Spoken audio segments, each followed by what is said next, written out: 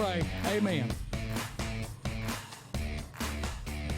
And now, ladies and gentlemen, if you would, please remain standing at Last attention. time on Racer TV, GNCC celebrating the 30th running of the Wiseco John Penton GNCC in Millfield, Ohio. Being the oldest GNCC on the schedule and celebrating 3 decades, the soils of southeastern Ohio rose to the occasion. As Ohio rider Walker Fowler searched for win number 50, others had a different idea. And it soon became obvious in the slick, muddy conditions that this was going to be a long day. New York's Devin Feehan had gotten out front early and was hanging tight with the leaders Cole Richardson and Bryson Neal through lap 1 and 2. However, Neal and Richardson finally broke away, swapping positions for an incredible 5 laps in some of the most challenging mud the riders will see all season. Today, in New York, can Bryson Neal back it up? Will Walker Fowler take home win number 50? Or will someone stop him again? Hold on, GNCC Live is next from the Seneca Highlands on Racer TV.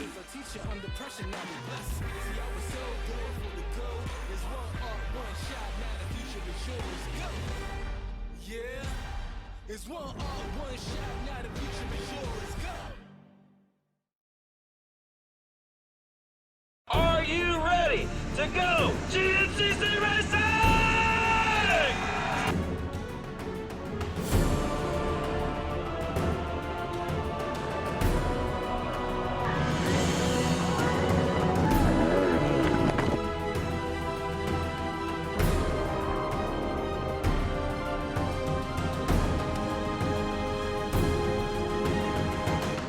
Welcome to the AMSOIL GNCC Racing Series presented by Specialized, an AMA National Championship. Well, here we are, Landon, round number 7, the Dunlop Tires Tomahawk. Yeah, we sure are. We're looks like we might be in for another little bit of a muddy race. I know we've had 2 in a row now, but I don't know. I think the track's going to turn out pretty good today. We got a good bit of rain on Thursday, but things have been looking pretty good, and I think we might be in for a pretty good race. You're exactly right. We think back a couple weeks ago, Bryson Neal picking up his first win of the season. Yeah, sure did. Second win of his career, first win of the season. I know he's been looking for that for quite a while, and he was able to grab it, but it surely wasn't easy. I know Cole Richardson was hot on his heels all day. They swapped the lead quite a few times, but it was Bryson Neal that came out on top. And then we had the champ, Walker Fowler, coming in third. Didn't really have the race he was looking for. I know he's only lost 1 prior to that race. But he put in a good charge there at the end, salvaged a good day of points, and I'm sure he's going to be looking for another win here today. You're exactly right. And, of course, the XC2, John Glada Jr. keeping that streak alive. Mud, that's been the story this entire season. It may not look like it from behind right now, but it's a nasty one out here. We'll see what's in store for us.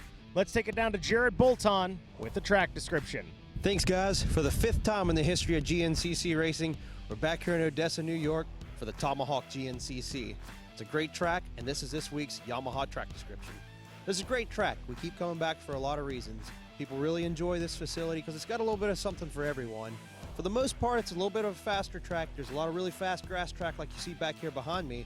There's also some tighter woods, and there's also a little bit of rock out there. We got a little bit of rain Thursday night. It's going to make for some slick conditions in some spots.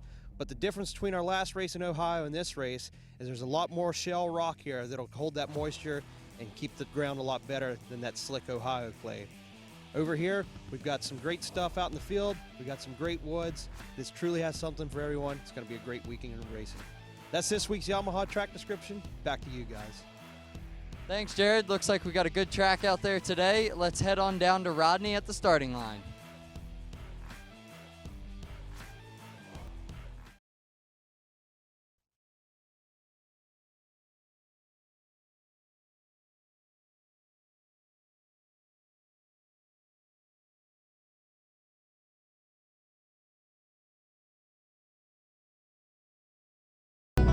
All righty, thanks a lot, guys. Down here on the starting line, just outside of Ithaca, New York, which is the home to this rookie right here, Hunter Hart, who has climbed his way up through the amateur ranks of GNCC to the front row. And Hunter, I tell you what, man, things have been a challenge for you since you made the XC1 climb, but wow, things are getting better. And here in the home soils of New York, you got to be feeling confident. Oh yeah, absolutely. We've had 2 top 5s this year, and we're hoping to hopefully break past that top 5 mark today. And you know, it's looking good. You know, with that little bit of rain we got, it's looking honestly perfect out here. And no matter what, it's going to be a good day to go GNCC racing. And the beauty of it is you literally live a stone's throw from where we are right now. Yeah, absolutely. I bicycle by here and do all that good stuff. I've raced anything you could race up here, and yeah, it's good. I'm excited. I know this track pretty well. We've had a lot of local races here in the GNCCs as well, and there's not much that's a surprise out there, so it's good. You know, not that there's a home court advantage, but I'd say we've got one today for sure.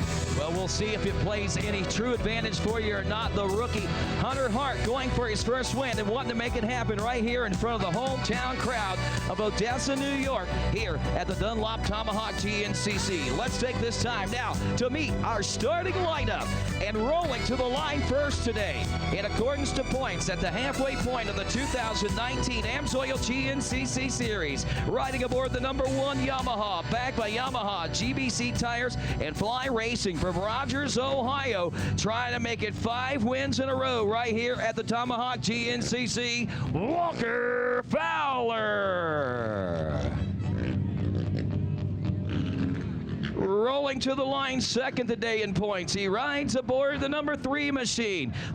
He currently holds a win record of 75, the winningest GNCC racer of all times on a Maxxis Fly Racing Old Cycle Barn Suzuki, Chris Borich.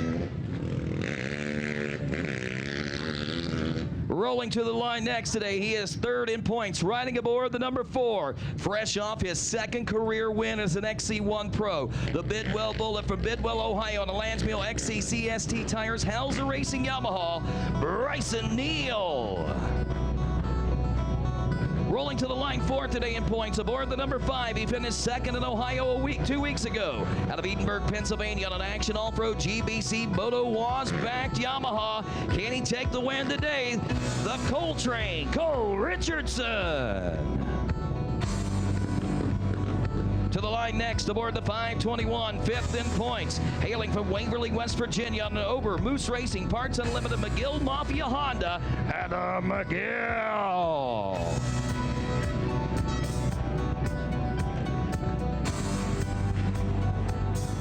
Rolling to the line next today, he is 6th in points, riding aboard the number 41 from Myersville, Maryland on the Ryland Johnson Racing GBC Motorsports Shield Cycle Barn Suzuki, WW Wesley Wall.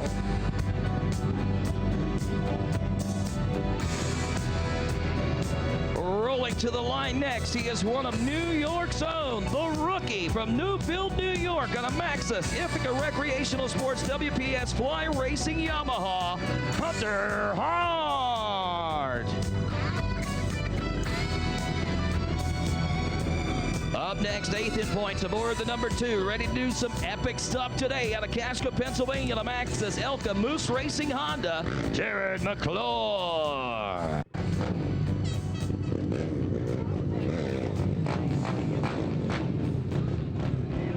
The Cobra, if you will, the Sneaky Snake as well. And rolling to the line next, aboard the number 12, 9th in points, celebrating his 25th year as an XC1 Pro from Aurora, Ohio on a GBC Fly Racing HMF Factory Yamaha, Johnny G. Johnny Gallagher.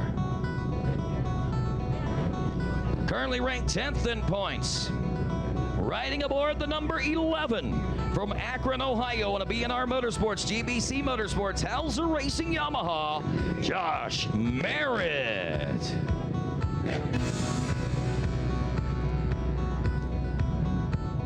Up next, another New York native.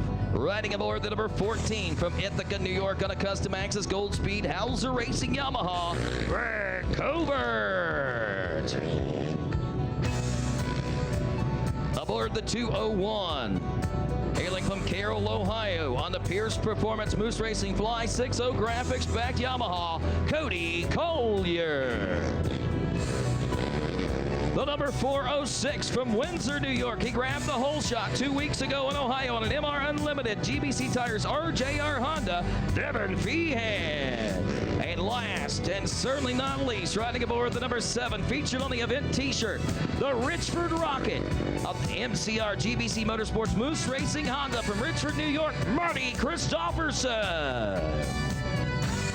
And that, ladies and gentlemen, your starting lineup for this Dunlop Tomahawk GNCC, the midway point of the 2019 AmToil GNCC Series. It is round number 7 of 13 as these riders find their starting positions on the line, and Ricky Towery begins the orchestra of starts here in just a few moments. Our maestro and conductor of ceremonies will take his position in that first turn podium as he will begin the sequence here in just a moment, as he will signal these riders, fire them up. That usually gives us a 2-minute time period before things get underway. And just to kind of set the stage for you as we roll into today's racing action, it's been kind of one of those odd weekends weather-wise. We got some rain leading into it, obviously making for a muddy mess, and these riders making their way in on Friday.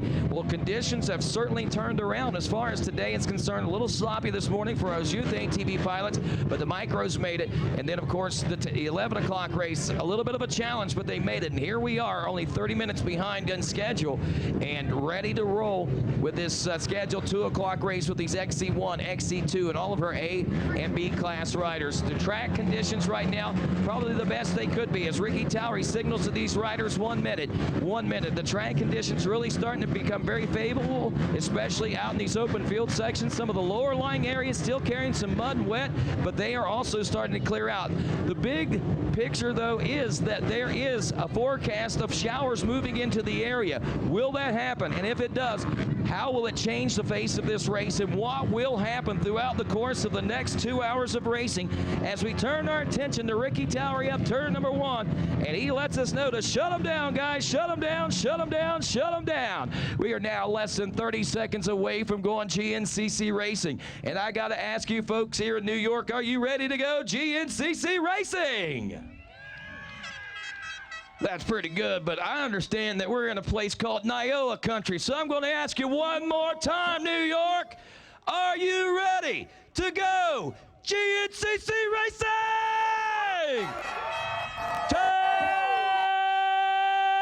10 seconds. And row number 1, the XC1 Pro, will be off and rolling at our Dunlop Tomahawk GNCC. $250 up for grabs in our Wiseco All Balls Holeshot Award, also brought to you by Hot Camps. It is Walker Fowler in search of win number 5, win number 50, and championship number 5 here in 2019. He is off and rolling, and a flash. Looks like Devin Feehan maybe getting off to a great start there in the number 2 spot as we go to the XC2 Pro-Am. Drew Landers, Tanner Walker, Brody Livingood, Steve Covert, Jordan Peplansky, also Matthew Blankenship, Charles Dunn, Kenny Schick, Ben Kowalewski, Gabriel Nod, Nick Royalty, Wyatt Wilkin, John Glotta, Ronnie Rush, and Bodie Lamoureux in 10 seconds.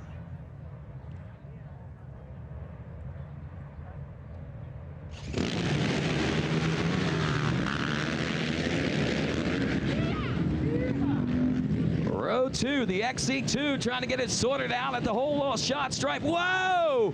7:14. 7:14. Little Ronnie Rush getting the whole shot, but that's not the early lead.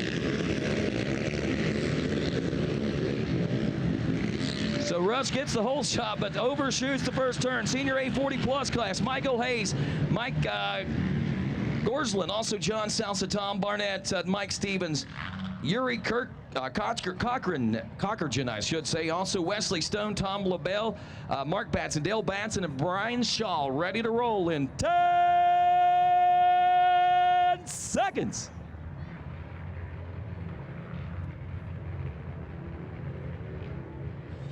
Ah, yes. Yuri Cochran, sorry about that. We'll get his name right.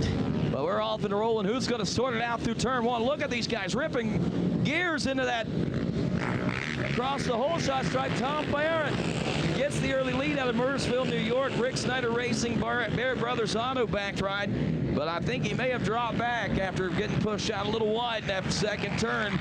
Going to the College 8 class, Seth Wilson, Tyler Swindle, Brandon Owens, Ryan Sherwood, Chase Feature, Garrison Paw.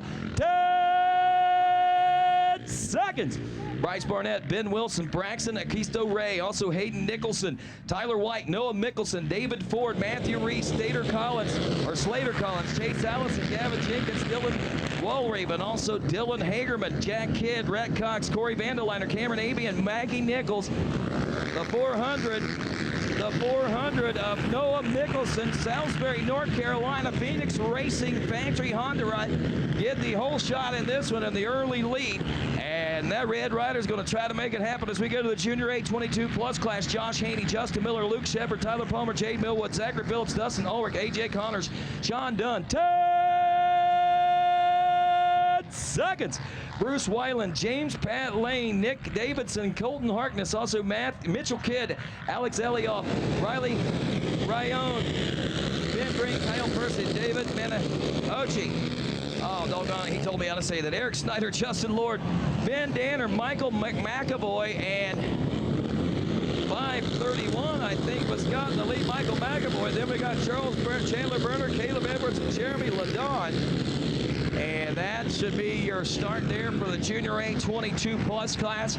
Now on to the Vet A 30 plus class. Big Papa P, Jeff Pickett, Chris Conklin, Todd Muscala, Demar Wheelman, John Lind, Brian Vondercheck, Jeremy Fontaine. 10 seconds. Timothy Ray, Carl Brink, Eric Vallejo, Eric Wilczek, also Jesse Ward, Brian Beadle, Dirk DeCesar, Kevin Yoho, Michael Lancaster, Brad Whitehead, and Kenneth Kelly. Off and rolling in this Vet A 30 plus class. Who's grabbing gears up front? It looks like the 542.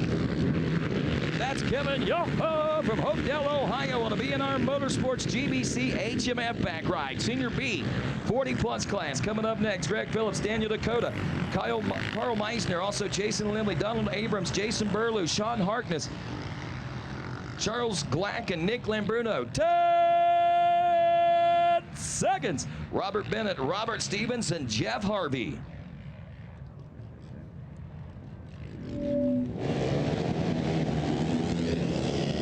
And away they go.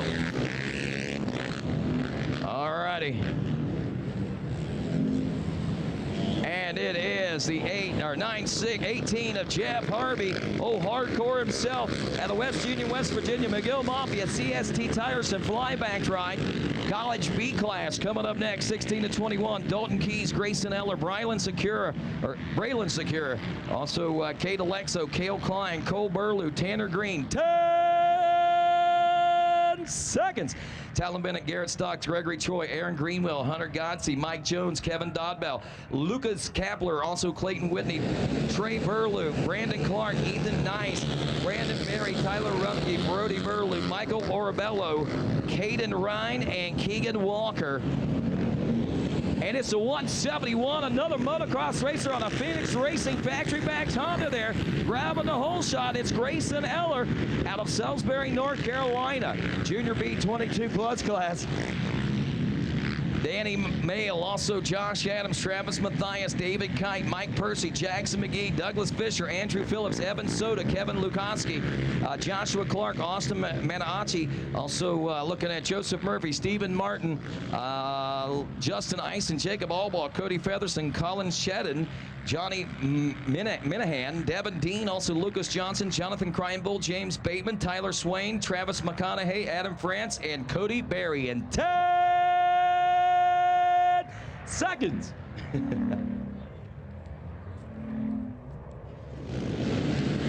I ran out of breath on that one. 2:42. Josh Adams, great start. Can he carry it around the first turn and through the whole shot? He does. The 2:42, Sailorsburg, PA Max's DP brakes. Ain't nothing stopping him on those DP brakes. Carl Bevel and JR Construction. Yeah. Vet B 30 plus class. Nick Miller, Nathaniel Tickle, Aaron Hendershot, Sean Tice, Giovanni Bozio, also William Murthew, Thomas Bundy, Michael Rivetto, Zachary Gurrell, Chris Landefield, Corey Triblecock, Jordan Wilkins, Jason Wing, 10 seconds. Kenneth Rich, also Ryan Olivier, Oliver, Cody Holcomb, Paul Montague, David Ashby, Wesley Smith, Cody Stewart, John Higgins, Jesse Higgins, Clifford Markison, and David Dunham.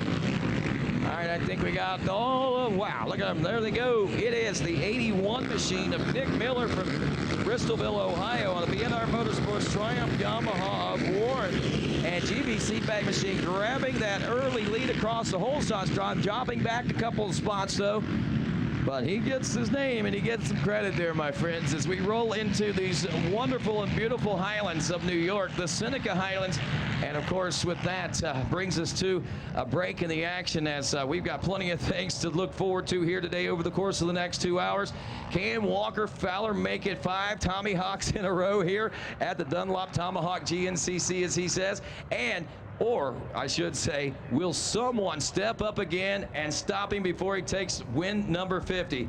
Around to find out. GNCC Live continues right after this. Consistent clutch feel is vital to effective starts, or to confidently maneuver around obstacles on the trail. AMSOIL synthetic dirt bike oil was subjected to an extreme simulated start test. After 32 simulated race starts, AMSOIL synthetic dirt bike oil continued to deliver consistent clutch feel, and the clutch plates remain clean with no visible wear. The competitor's oil, however, allowed discoloration and significant wear after just 16 starts. AMSOIL synthetic dirt bike oil. Give your bike the protection it needs.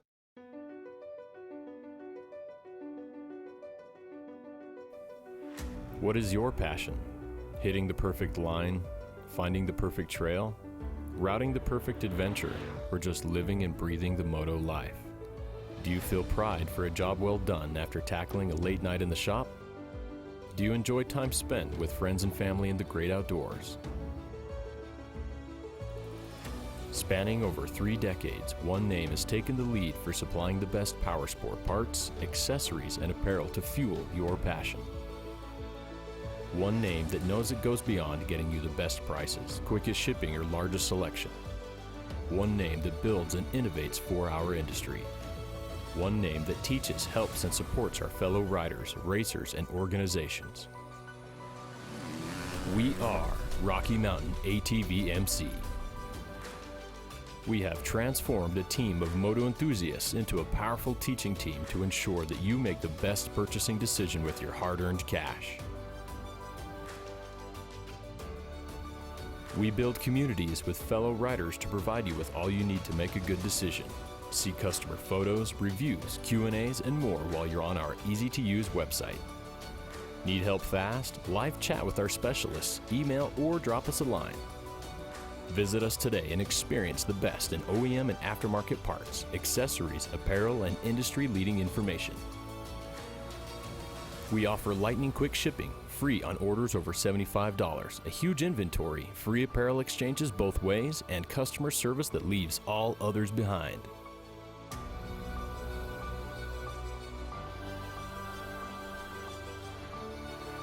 Experience one name that leads all others. Rocky Mountain ATV MC. Get ready. Hey guys, Johnny Gallagher here. We're up at the Tomahawk this weekend, but we're only 3 weeks away from Snowshoes GNCC University presented by Yamaha. It's your opportunity to learn from some of the best motorcycle and ATV riders in the world. It only happens once a year. You better get your spot reserved. You can do it right through Snowshoe. All the information is on the GNCC website, or check us out on Instagram. It's all there.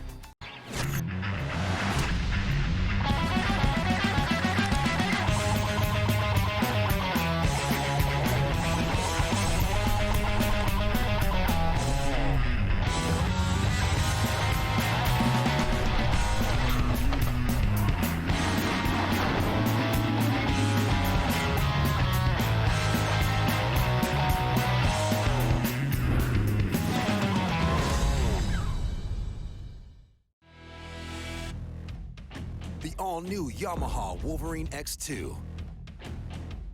With a compact chassis perfect for exploring tight technical terrain. An ultra-quiet and smooth 850 class twin-cylinder engine. And next-level versatility with a 600-pound dumping cargo bed. No other side-by-side delivers this level of proven off-road performance. The all-new Wolverine X2 from Yamaha. Born of family values and a homegrown work ethic, Checkered Gaskets seals your machine so you can focus on the finish line. Checkered Gaskets are the competitive standard for racers who demand the very best. Checkered Gaskets are constructed from superior materials designed to perform in the most demanding environment. Whether it's championships on the line or a day in the dirt with friends, professionals and enthusiasts depend on Checkered Gaskets, sealing championships since 1989. New York State's premier off-road race series offers safe, friendly competition for all ages and abilities. Join the Niowa Series to compete for an AMA-recognized #1 plate. The Kenda New York Cross Country Championship features tracks throughout central New York and provides challenging courses, a family-oriented environment, and racer camaraderie. 14 rounds test both rider and machine in this action-filled air scramble series. To learn more, visit niowa.net, and we'll see you at the races.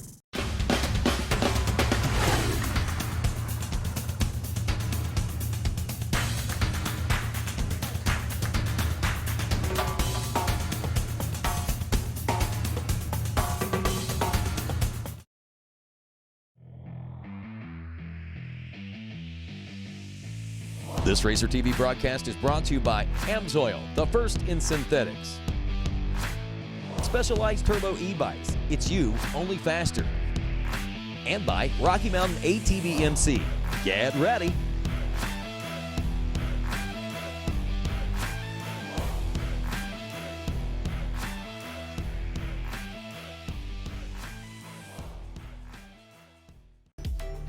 Welcome back to GNCC Live from Odessa, New York and the Seneca Highlands for this Dunlop Tomahawk GNCC. A great weekend, a little rough on the weather as far as moist out there, but still a great racetrack and some good conditions for these riders to go out and battle in and see what's going to happen as far as this championship molds out as we roll through the middle part of this season.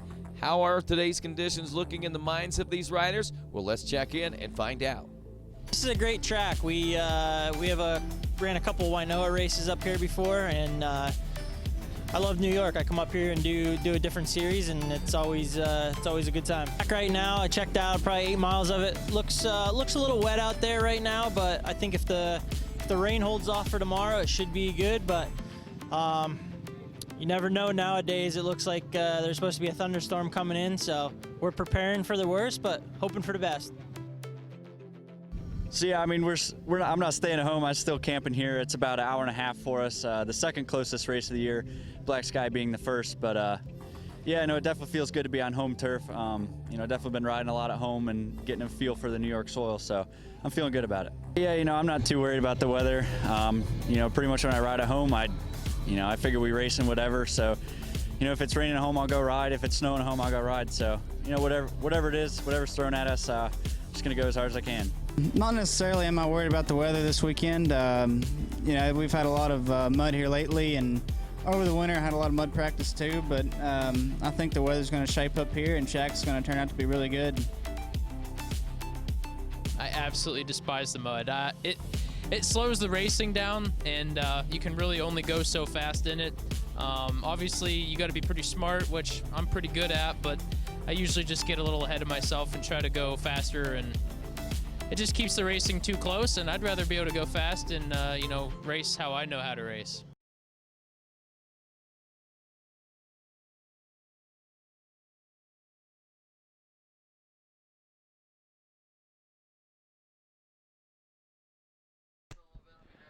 And welcome back to GNCC Live from the Seneca Highlands. Rodney Tomlin along with Mikey Waynes. They're going to be joined also with Landon Wolfe as we check in on the finish line right now. And wow, what an amazing day so far. The weatherman, if you look at the forecast, we've got about a 70% chance of showers moving in about now through the remainder of the afternoon. And looking over the horizon there to the kind of the west, it does look a little bit dark, but we are keeping our fingers crossed that any weather patterns are going to shift to the north or the south. It's pretty windy out here right now, so that could hopefully drive some things away. But as we come into the weekend, Mikey, I know that we've talked a little bit about it. Rains on Thursday. Probably it was only supposed to be a trace of rain that came in. I think a local told me we had somewhere in the neighborhood of about 2 inches of rain in an hour's worth of time. And in spotty areas, there might have been other areas that had less. But I know up here on the hill, if we didn't get 2 inches, we certainly got quite a bit and close to that. And down in town and stuff, Montour Falls and stuff I was checking out, it was raining hard down there. As you can see, the damage done from our Yamaha live drone, a lot of different angles taken trying to get into the pits, and literally every one of those semis and most of the motorhomes you see out there drug in by a bulldozer, skid steer or something, tractor, something to get them in there, because there was just no way to get them in. But the beauty of it is right now the weather's great. We've got a great crowd out here. We've got a great track. As we take a look at the Yamaha Racing Track Map, it's a 10-mile race course is what we're looking at here today. And, you know, traditionally we pick up a race course somewhere in the neighborhood of about mile 1, mile 2, and the first lap's a little shorter. We actually start just prior, or right at the 10-mile marker here, the way the start and the finish is laid out here. So lap 1 is almost identical to the length of lap 2, 3, 4, however many laps we run. We are anticipating somewhere in the neighborhood of a 25 to 30-minute lap time, which should put us somewhere in the neighborhood of that 4-lap race. But what we've seen in a few past races, Mikey, is a little longer races, especially down there in Ohio, the way things worked out. And what a day for that to turn into a long race, because the conditions were certainly not conducive for a long race. But what it did, it certainly produced, I think, one of the greatest spectacles we had here so far in 2019, as far as I'm concerned, in the racing action. High above the Seneca Highlands race facility, overlooking out towards Watkins Glen's, I believe, is where we're out looking toward now. And the Watkins Glen Motor Speedway is located over there. And just down the hill as well, we got Montour Falls. We got Watkins Glen itself, which they have all kinds of great ice cream stores and different places like that. Wineries. Wineries. Well, I don't take the family to the wineries. Well, but that's we go true. to the ice That's cream a good shops point. and stuff. But, yeah, and wineries. I mean, there's so much culture here, I guess you could say. And the small-town atmosphere, to me, is second to none. Montour Falls, it's just what you see on TV whenever you watch TV. For sure. It's, I mean, you want to move there. You really do. I'm a country boy, and I want to move to Montour Falls, New York, because it's such a beautiful place. And this whole area, as you look out, I mean, look at the landscape. I mean, the way it rolls through there. Beautiful farmland. You see some ponds out there and a lot of homes. And here we get our first shots of some of our lead riders. Of course, Walker Fowler grabbing the lead in this one, Mikey Waynes, if you remember, and that's what he talked to me about in today's pre-race interview, trying to get out into the woods first, one of the front 3 positions or so. Didn't have that happen for him in Ohio. He struggled back there in 8th, 9th, and finally worked up to 6th at the end of lap 1 and inched his way up to a 3rd-place position finish. But talking with him today, he did not want that to happen again, and he is looking for what appears and seems to be now the elusive win number 50 for that rider. He did not want you talking about it this morning. I noticed that. He said as soon as he was in Rodney's sights, Walker's like, nope, don't say it. Don't even say it. Don't bring it up. And maybe I joked with him about that. It seems like every time he's going for that milestone number, we talk about it all morning long. I don't know if it's our fault or what, but it just seems to elude him. Well, I'm not sure either, but I know talking to a few riders. I talked to one rider in particular, and I will say he has a whole bunch of wins. He says if he has anything to say about it today, Walker's not going to get win number 50. And there are our leaders as they are making their way. I believe this would be It's a pretty good distant shot, but it looks like it's a pretty bird's eye view, but I think that looked like Walker out in front. That looks like his chest protector, I can see. Just barely make out.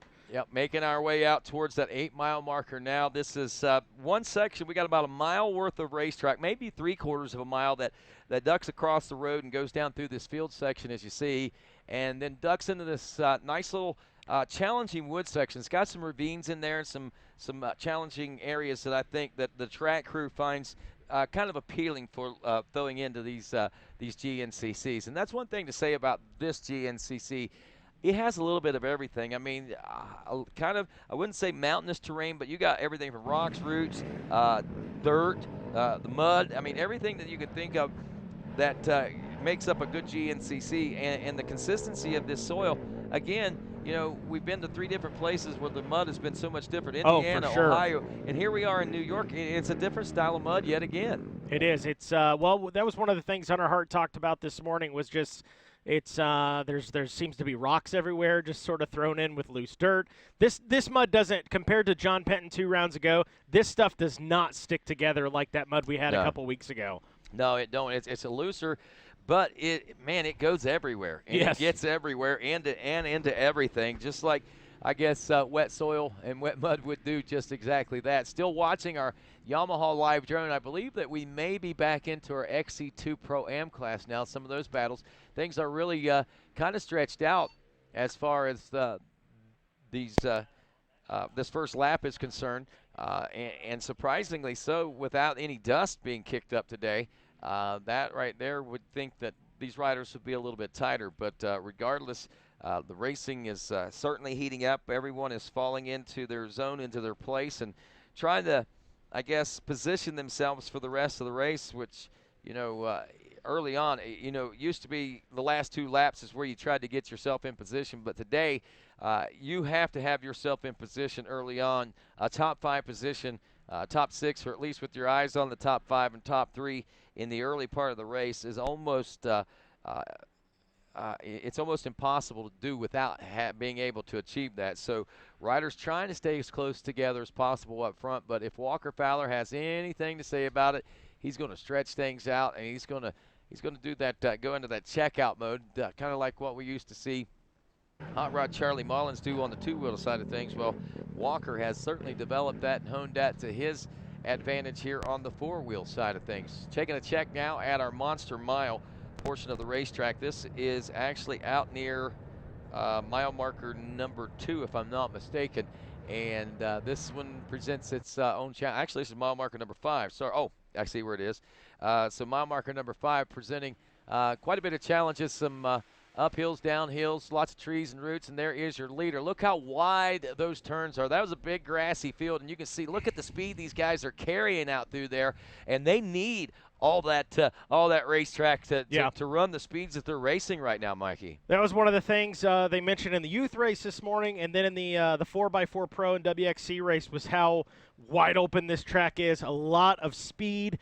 A lot of them talked about your tires, making sure you're running new tires out there, gripping up in these big speed sections like this. And as you can see, we see a lot of those loose little rocks, those stones that are being uncovered in some of these open field sections out here. So coupling that in the woods with tree roots and things, and the soil being kind of a loose base type soil, it certainly creates its challenges out there. But man, honestly, right now, looking at this racetrack, it is turning around so much. From this morning, even yesterday, obviously, after Thursday's rain, the little bit of sun that we've had, but this constant wind we've had has really helped to dry things. And being on a hill probably hasn't hurt things much either. But I was surprised. I'm kind of shocked at how wet things are for being on a hill. Exactly. That was my thought when I pulled in yesterday. I'm like, what's going on here? We're on a hill. It shouldn't be this wet, but yeah, here we are. Well, riders, as you can see in the Monster Mile, looks like there's a couple different line choices. You can see some arrows going out to the right side. That is probably the easy way of the Monster Mile. They have a challenging section that is shorter that you can make time up. It's kind of a risk versus reward type scenario for riders. Other riders may elect to go out a little farther around and play the safe route.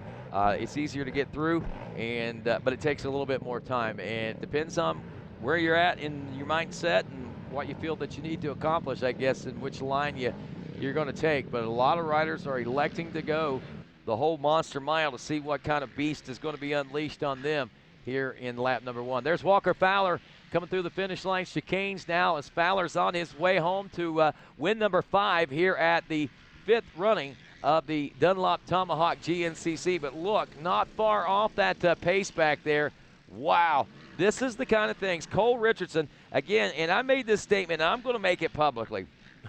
I don't care.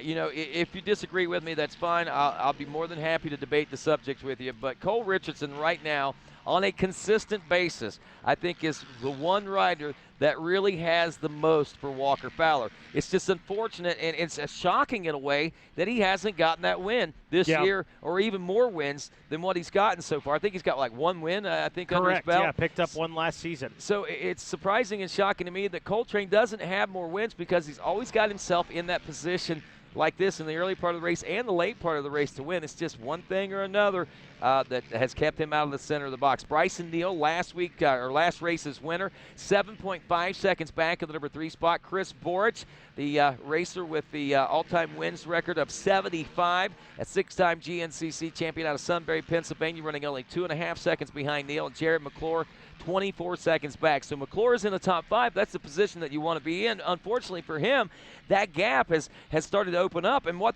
I recognize this as, is Walker Fowler. He's trying to go on that breakaway right now. Cole Richards not letting him do it. Bryson Neal, he's figuring it out. He knows that he's got to be there with those guys. And Chris Borich, I'm going to tell you right now, nothing personal against anybody, but he just wants to keep Walker Fowler. He knows Walker's going to get win number 50, but Chris Borich wants to be the one, or would like to be the one, to keep Walker Fowler from getting win number 5 here, from getting win number 50, and make it go on yet another race. If nothing else, be that thorn in the side, and at the same time capture win number 76, which would put him one race win further ahead in the history books, and one more race win that Walker Fowler's going to have to come up with to tie or break that record. That's exactly right. And after that, 3-season drought that Borich had with no win, finally picks up one last year at Snowshoe. You fast forward to this season, he's got a win here this year. So how many more wins does he have under his belt? Only time's going to tell, but yeah, he definitely wants to exceed that gap.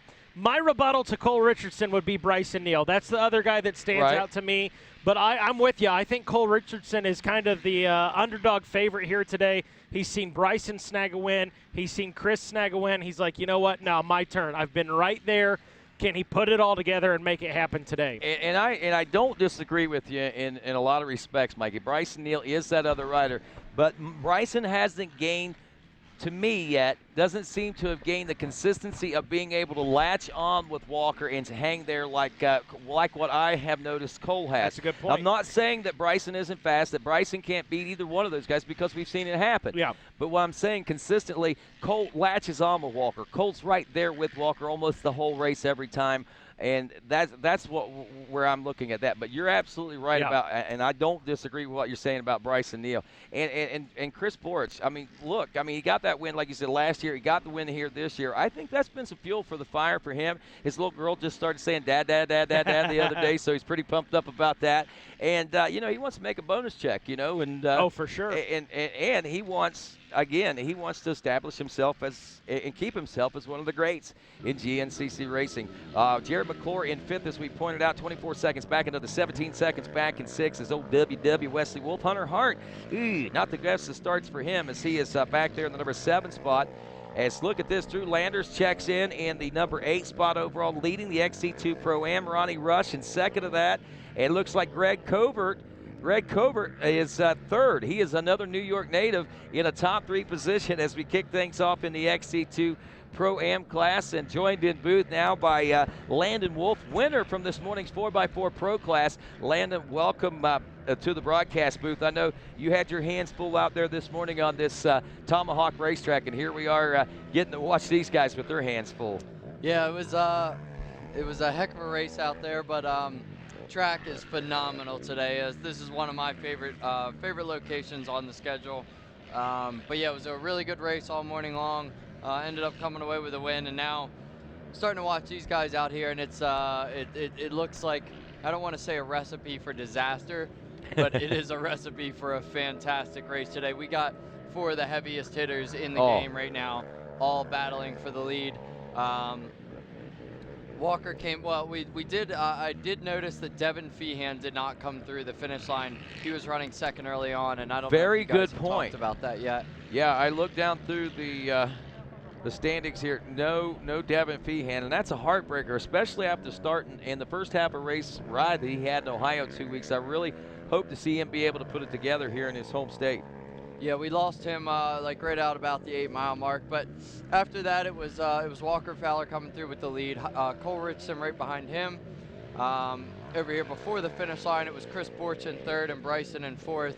And when they came through, I took notice that Bryson really looked like he was on it today. Really looked like he was here to do business after coming off that big win. I think he's expecting big things. And shortly after that, he made a move on Chris Borch, and now he's working his way up to second place. Here they come through the woods right now.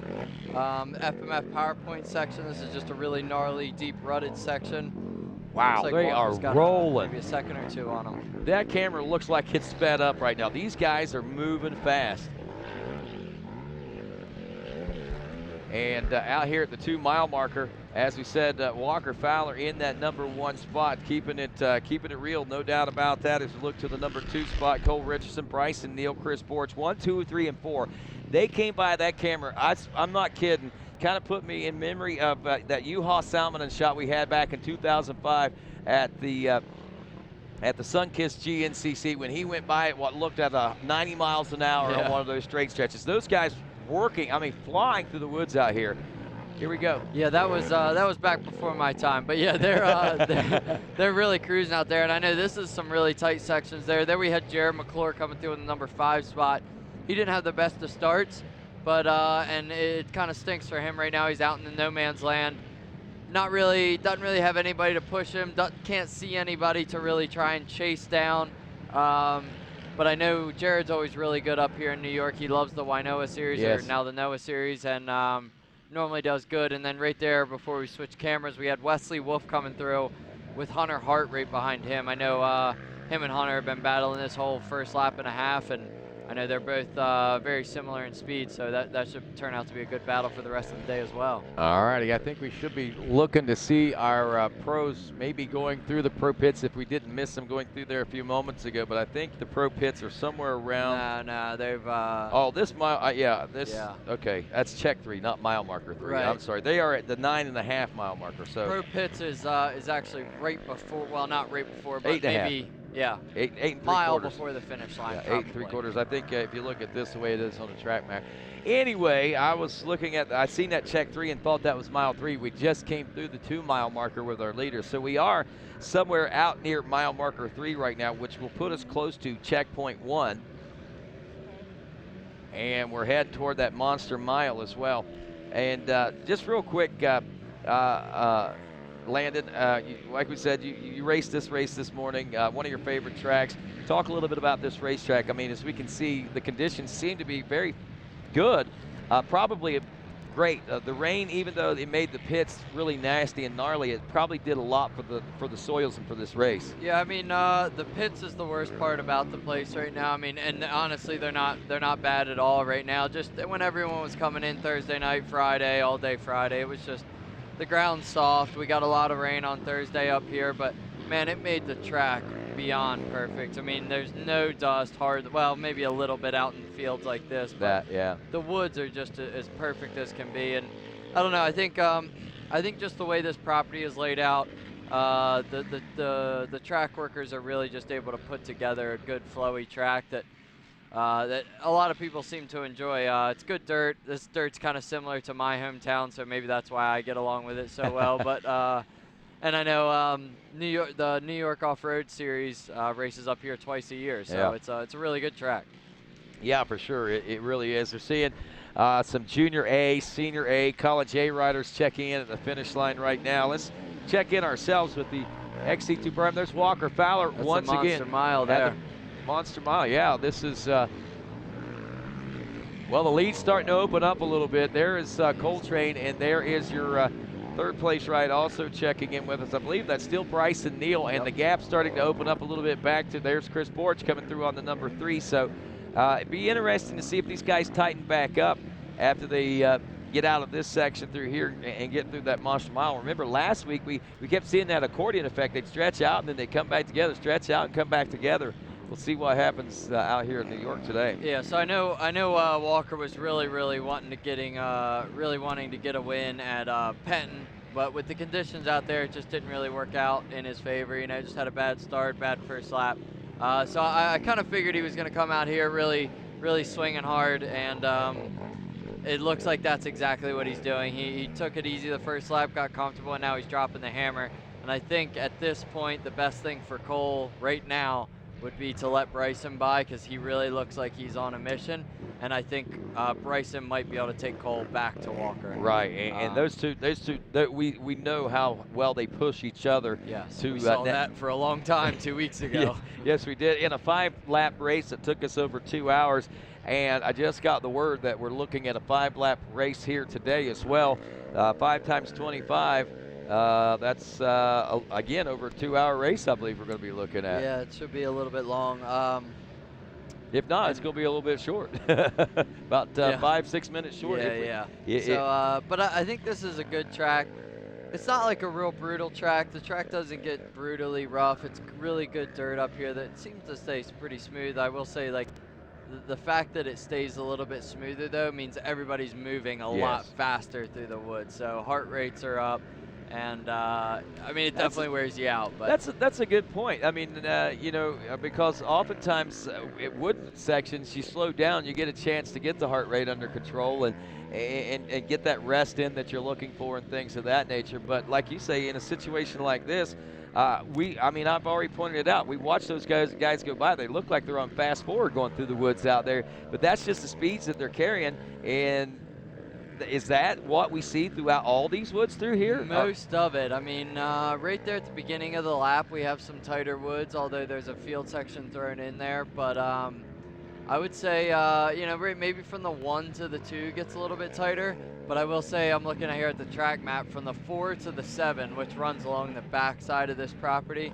And it's not like wide open, like 4th, 5th gear or anything like that, but it's just really, really flowy track. Right. That they are just 3rd gear on the hammer, blowing berms. I mean, just really ripping. So, you know, like we were talking, you know, that really gets your heart rate up, gets the blood flowing, and you know, it could wear people out. They might not be able to make it 2 hours at that pace. Yeah, but the good thing on the flip side of everything, you know, we're talking about weather. The temperatures aren't very extreme today either. We're only looking at somewhere in the neighborhood of 70 degrees. It fluctuates a little bit when the sun comes out and raises up, but I mean, just a few minutes later, the wind kicks up, and the wind's another thing that is kind of a saving grace, I think, today for these riders also. Yeah, honestly, I mean, I don't know that we could have, after looking at the weather last night and this morning, I mean, I think everybody thought we were in for a real hurting today. But I really don't know that we could have had any better conditions or better weather right now. I mean, the sun's shining, it's 71, 72 degrees, and with a slight breeze. I mean, it doesn't get much better than that. So they should write a song like that, man. Right, I know. I mean, country artist. Yeah, for sure. that's perfect weather. 73 degrees. Perfect GNCC weather for sure. So we continue to watch here at the Monster Mile.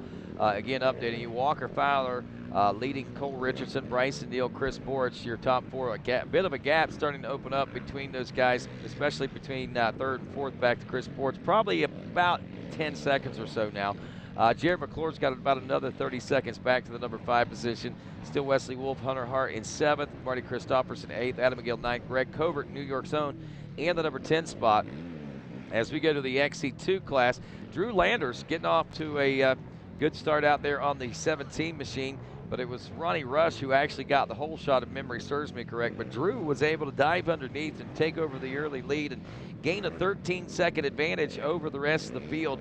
Little Ronnie Rush, as we like to call him, the 714 from Pittsburgh, PA, is running 2nd, and Jordan Popolaski rounding out the top 3. And right there, Rockstar Husqvarna rider Trevor Bollinger out checking out the racetrack and watching this afternoon's race. And here comes Walker Fowler into the Monster Mile. You saw him take that water bottle out of his hand and give him a couple of claps. You know the respect is certainly there.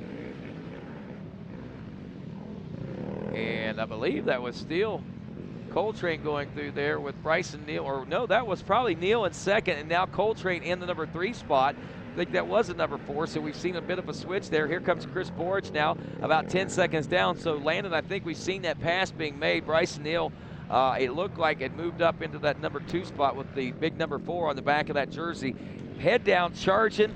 Walker had a bit of a lead. I mean, the gap was starting to open up, or is starting to open up, but he still got him in sight. And what you were talking about, the momentum from the win 2 weeks ago, I think that's certainly playing a huge favor for him right now. Yeah, it's definitely going to try and keep that momentum rolling. And like I say, if he did, I stepped out of the booth quick, but If he did move into second, I think he's the best guy to be in second right now, because at this current point, I think he's the only one that's going to track him down. But there's Jared McClure coming through. The only thing, just probably right here at the end of the second lap, they're going to start hitting lappers here. So, and that is always worst for the leader. Yeah. Always. So, you know, the lappers aren't even aware that they're getting caught yet, so they take a little bit more time. Once Walker gets by, then they're ready for more guys coming. So. And coming with a hit, the way these guys are rolling right now, I mean, I think they're going to realize that's Walker coming. Yeah, I think they're going to know Walker's coming. They're going to want to get out of the way. They're going to hear that machine just ripping. Yes. Oh man. Well, I tell you, you know, watching this race unfold, we get into this position right now. You know, Walker. I talked to Walker earlier today, and he talked about just this exact thing. You know, he likes to get out front. He likes to establish that lead early because that's how he takes the wins. We know that. But he said that the competition is actually starting to figure it out. And what you got to do is you got to have yourself in position to win at the end of the race. And in order to be able to win and have yourself in position at the end of the race, you got to be there at the beginning of the race. And Walker really has his finger, I guess, a thumb on the pulse of what's taking place in the GNCC behind him. And don't think he doesn't know who's got the talent and who's coming up to knock on the door, because he certainly knows for sure. And he gave for sure. The He's funny not thing done is, winning. There's no question about that. I know he had a 3-year dry spell or whatever it was, but as long as, and that's with any racer, you know, look at Cole Richardson, look at Bryson Neal, look at Adam McGill. If you put Jared McClure, if you put yourself in a position to win, especially at the end of the race. You know, Hunter Hart, Devin Feehan, these guys are getting it figured out at the beginning. If they can figure out that second hour, be there on the last lap, if you continue to put yourself in a top 5 position on the last lap within striking distance, you're going to get a win. Somebody's going to make a mistake. It could rain like it might at the end of our race today and make things really exciting. I'll tell you what, Walker just gave you the formula to win. Yeah, I mean, you might be able to go do it now, right? Right. No, I mean, the formula, yeah, it's right, but to be where he's talking about, that's the hard part. Yeah, and he's, I think he's so true as well. I mean, especially you see people like Devin Feehan. He's really figured out the beginning of the race. He's getting good starts. He runs good. Unfortunately, it looks like something might have happened to him today. I just stepped out and talked to his brother. Went across the road over here at like the 7.5 mile marker, never came back. So hoping it's just a mechanical failure or something like that. Yeah, so I don't think we've heard anything over the radios, no updates or anything that I've been able to catch aware of, but nonetheless, rolling through lap number 2, a 5-lap race, 44 minutes into their, or 43 minutes, working on 44, I guess I should say. Again, out of this XC2 Pro-Am class, I'm pretty pumped up about this one. I always like to watch this one because it's interesting to see this one unfold. You got last year's College A champ, Matthew Blankenship, back there, who's always a thorn in the side, it seems like, of some of these riders. You got John Glotta Jr., who has just been a phenomenal rider in the youth ranks, into the amateur ranks, and all the way up here into the now Pro-Am ranks. Little Ronnie Rush, obviously, who's been an impeccable rider since the youth ranks, winning overalls, and I mean, just living larger than life. And the one rider in this whole mix, I mean, he's a great rider, solid rider, but one that never really totally stuck out until now in this XC2 class, Drew Landers. And Drew has been so consistent this year. Good, solid starts. The only thing that he hasn't been able to do is capture the win. He's looking for that win in the XC2 class. Yeah, and he got off to a really good start. Actually had a pretty good lead over Ronnie Rush, who was running second. Another one is Jordan Poplawski. I mean, that man has just been on fire this year. He's just riding consistent. He has good results. So good to see him get out there and do well. But I was just seeing on screen here, not out here in the field, but it looks like John Glotta is now up to the number 2 spot. Does not surprise me. That kid is on rails out there, and that would have mean that he made up about 25, 26 seconds on that lap, and that's not surprising to me either, and that should open the window of opportunity for a great battle in that XC2 class. Now let's go to the XC1 class that we're watching on screen right now. That is Walker Fowler, and I believe that behind him is Bryson Neal, if I'm not mistaken. If it's not Neal, it is Coltrane, but around the old catfish pond there, they go, heading toward that 7-mile marker. And look how closely knit they are. This is the front 2 by themselves, and look at this. That number 4 machine seems to be closing up that gap. I'm pretty sure. Look at that a little closer. Is that the number 4, Landon? I know I still haven't got my eyes checked, but I think that is. That's got to be, yes, 100%. Just by the way his riding style is. Look how aggressive he is. He has closed he's closed that gap up probably about 20 feet in this field section alone, and in and out of some of these turns, he is coming up close. And you know that Walker Fowler feels him back there right now. Yes, absolutely, and. That's kind of what Walker was just talking about. These guys are really getting the beginning half of the race figured out, and we saw that Bryson got the second half figured out there last week. So this could be a good one to watch here. I think it's going to be. It's certainly going to be an exciting day for one of our instructors. That's going to be at the GNCC University. Walker Fowler will be a part of the GNCC. That's coming up June 19th through the 21st. Call Snowshoe to reserve your tickets. Basically, what you do is you get 2 days of training. You check in on Wednesday. We have a little dinner and everything, and then Thursday morning you get up, you have breakfast. You go through a few things there, and then they take you out and they show you a few things on the machines themselves. They go through a whole day of that. You have lunch, and then you break for the day after you go back after lunch, and then you break for the day, and then you come back again on Friday. You go through another training session. There are only 40 positions available for ATVs, 40 positions available for motorcycles. So if you want to go to GNCCU at Snowshoe, you definitely want to call Snowshoe Mountain Resort to reserve your spot. Hey, Mikey Wayne's down in the pits. What's taking place? Hey, thanks, Rodney. Down here in Devin Feehan's pits, I had a chance to talk to part of the pit crew. There's a reason they're not here. Half of them are out looking for him. The last I saw him was somewhere around mile marker 7.5, and then they don't know where he went. So they're off in the woods looking for Devin Feehan, and right now they're in the same boat as us. We're just playing the waiting game at this point. Well, the beauty of it is I don't think we've heard of any injuries or anything like that, Mikey. At least I haven't, and I hope that you haven't either. So it is just a mechanical since there is obviously an issue.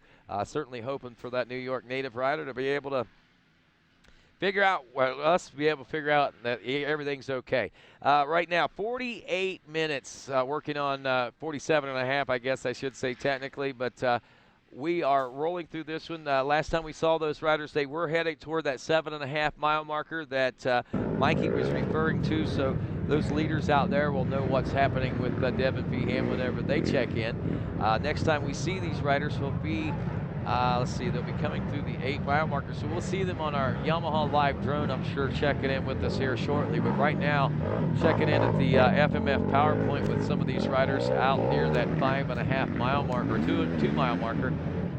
It's actually 2.2, I think, on the odometer reading. But regardless, FMF PowerPoint, kind of similar to the Monster Mile. We don't have a chance to talk about it, but again, it is one of the more challenging areas on the racetrack. It requires a little power, and this guy right here has got plenty of power going on. He's trying to get that fuel in that machine, and of course, the only thing he wants stopping him right now is those DP brakes he uses, and he don't want that even stopping him because he's on that hammer right now, coming out of those pits. Walker Fowler.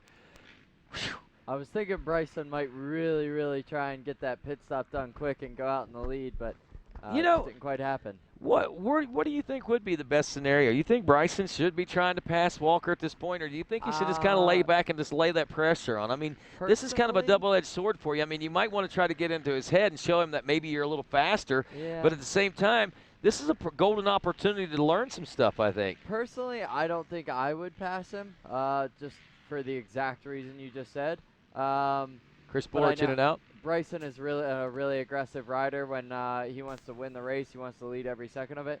I think similar to Walker. So right. Well, I would think he's actively trying to pass him. Yeah. So Bryson might be looking at it from a point. If I can get out and I can pass him, then I can really get in his head and make a statement to him. So, and if he did, it would, because it's not often that Walker. People will run with Walker, but it's not often that people can walk away from Walker, they go out there and just beat him in every turn like that, and you don't even have to walk away from him. You just got to be smarter and be luckier, I guess, in those closing moments and to lead it. So if maybe you're right, maybe if Bryson can find that opportunity to make the pass, he might go for it. Yeah, absolutely. Well, out here in these field sections, just maybe a mile before the pits there and a mile after, which is the last mile before the finish line, is a good opportunity for passing there. So I tell you, it would also be it would really be a barn burner if it came down to a second difference there at the end of the race, because these field sections would be wild. Wow, you know, and that's the beauty of this one. And we got that Yamaha live drone. We'll be able to catch all this right down to the finish line. I mean, that's what I love about our new Yamaha live drone. And of course, right now, continuing to watch, we'll start checking in with some amateur classes coming up here in a few moments. We are due in for our leaders at the finish line right now, though, from what I can gather, according to timing and scoring for lap number 2 complete. What I'm seeing here, Here they come. There they are. Into the finish line area. Walker Fowler still hanging onto the lead. Bryson Neal still right there. Is that Cole back up behind him? Maybe Cole did make that switch back. We'll see as they make these. Nope, that's still Bryson. Like him. That's still Bryson. No, that's Bryson. That is Cole. Cole's in third. Yeah, Cole's in third. Wasn't there a little bit of a gap back to Cole at one point, or am I losing my mind? There was. It appeared that there was coming through that field section the way they were watching, but they could have been just out of the shot. But he's 2.6 seconds back. Lap time's 26:01. Oh. No, that might have been a lap. Okay. Walker Fowler, Things getting spicy. It is getting spicy. 26:01, only 1.7 seconds back with a 25:53, an 8-second faster lap. So, hey, right now, Bryson Neal technically is faster than Walker Fowler. Cole Richardson, 2.6 seconds back at 26:03. Chris Borich, he should have checked in and has checked in 32.8 seconds. Boy, these guys have really lit it up in the last half a lap. Yeah, that is quite the gap, and the fact that both Bryson Neal and Cole Richardson both ran a faster lap time than Walker Fowler there, and that was a pretty good lap for them. And I'm sure their pit crews are giving them the pit board, telling them what they just did, and letting them know that they are in fact capable. And, you know, the big question is conditioning. And we know Walker Fowler is one of the most physically fit ATV riders out there. Cole Richardson is as well. I mean, Cole has to be. We've talked about his illnesses in years past, and he's had to really overcome a lot of things. So we know that Cole is fit. And one thing that we've seen proven, I think, positive is I think Bryson Neal is a fit rider, too. Who is the most fit at this particular point? I think that might be the tale of the tape at the end of this day, honestly. It very well may be with the conditions out there, and man, I would hate to see all of them push it to the limit, because they would that would be on another level for sure. That would be a remarkable level. Coming through the finish line right now, not here on camera, but we can see it from the booth here. Looks like we had Hunter Hart just rolling through with Adam McGill right behind him, so they're having a pretty good battle between them. Hunter Hart is now up to the number 6 spot, as he is now 40 seconds behind Jared McClure, putting him several seconds back out of the top 3 battle. But we are seeing Hart, the hometown boy, literal hometown boy, working his way up toward a top 5. Adam McGill, the 7th place position aboard the 521, only 1.7 seconds back behind him. I will say this, though. McGill looks like a 26:37 lap time. He's moving up right now. Hunter Hart turning a 27:04, so let me double check that, make sure I'm getting that. Yeah, 27:04 for Hunter Hart. He's still moving up into a 6th place position, but he's got Adam McGill coming several seconds faster, about 40 seconds faster than him right now. So this could get pretty interesting for Hunter. This might raise him to a new level, and maybe they can push each other up a little bit. Yeah, it's very well possible. It looks like I might have missed him, but I saw last time we saw Wesley Wolfe on camera, it looked like he was fooling around with like his camelback, or I don't know what he was doing, but I'm not so sure he came through, did he? Not yet. According to what I'm seeing here on timing and scoring, we have the top 7 riders have checked in. There's Marty Christopherson checking in an 8th place position now, featured on the event t-shirt here. Just kidding, there comes Wesley through the field section now, getting ready to check into the finish line. So there you see Wesley has dropped back a few positions and lost quite a bit of time in the meantime. We'll also be seeing Drew Landers, leader of the XC2, checking in here shortly. Here we go with, I believe that right there was that Wolfe checking in? Yeah, Wesley Wolfe. What is Walker looking down at there? He looked like he was definitely concerned, looking down at his machine about something. Bryson Neal hanging right in there, and Cole Richardson looks like he's back on the throttle harder than he has been all day. Wow. So do we see things getting a little interesting out there? John Glada moving into the #1 spot of the XC2 Pro-Am. He's up to 8th place overall position. Just a little heads up for you. And looking back to 2nd place now in the XC2 Pro-Am, Ronnie Rush aboard the 714 rounds out the top 10 overall. There's Chris Borich now making his way across the way. Borich again some 33 seconds behind Cole Richardson, your 3rd place rider, and another couple seconds back behind Bryson Neal. So, you know, and I will point this out, that's quite a bit of time for Chris Borich to have dropped there on that lap. I don't know, maybe one little mistake, those guys got out of sight and he just kind of lost contact with them. But with a 5-lap race, I mean, Chris Borich has still got plenty of opportunity to catch back up to these guys, especially like you're saying, we're into that lap traffic now, and that might slow those leaders down a little bit. Yeah, and really anything can happen. Here we have Jared McClure coming on the screen right now, and you know, he's got a long way to go up to those leaders, and probably that's a long way to go in just a little over an hour. But his next target is Chris Borich, and that's a pretty good target for him right now. I'm sure he's getting pit board saying, hey, you're only 35 seconds behind Chris, or 40 seconds, and you know, if he could catch up to Chris, then at that point maybe they could do some damage together. That's exactly right, you know, and that's what we as analysts speculate and analyze, and how we analyze it. But hey, anybody knows that the way this game works out here, anything can happen at any given time. We saw it the last couple of races. Of course, I think conditions might have had a little bit to do with some of the things, some of the topsy-turvy things that were going on in the last couple of rounds of racing. Yeah, those last 2 rounds are hard to predict. There was just that Hunter Hart coming through with Adam McGill still putting behind him. Here they come through the FX PowerPoint. Walker Ballard, like, he's still pretty clean. Yeah, and you know, notice there's Cole. Starting to train rail through here now. Yeah. How much of this you think we're seeing throughout? Probably not. Well, we're seeing a lot of that hard pack stuff. This must be one of the lower areas. It's a little softer that they're digging down into. It's very weird. This section is up on top of the ridge out there. Really? But I don't know if there's some springs or what. But that's the only like soft spot that has train track ruts. Right. Like that. Or maybe it's flat up there. Most of the other track is on a hillside or something, and so all the water lays ran in there. off. So yeah. There we have Chris Borich coming through, still hanging on to that #4 spot. There's those top 3, man. They're going to be tough to catch. How do you think? How deep do you think this is going to get? Do you think this is going to create any issues? Are these guys going to have to try to ride this a little differently as the race wears on?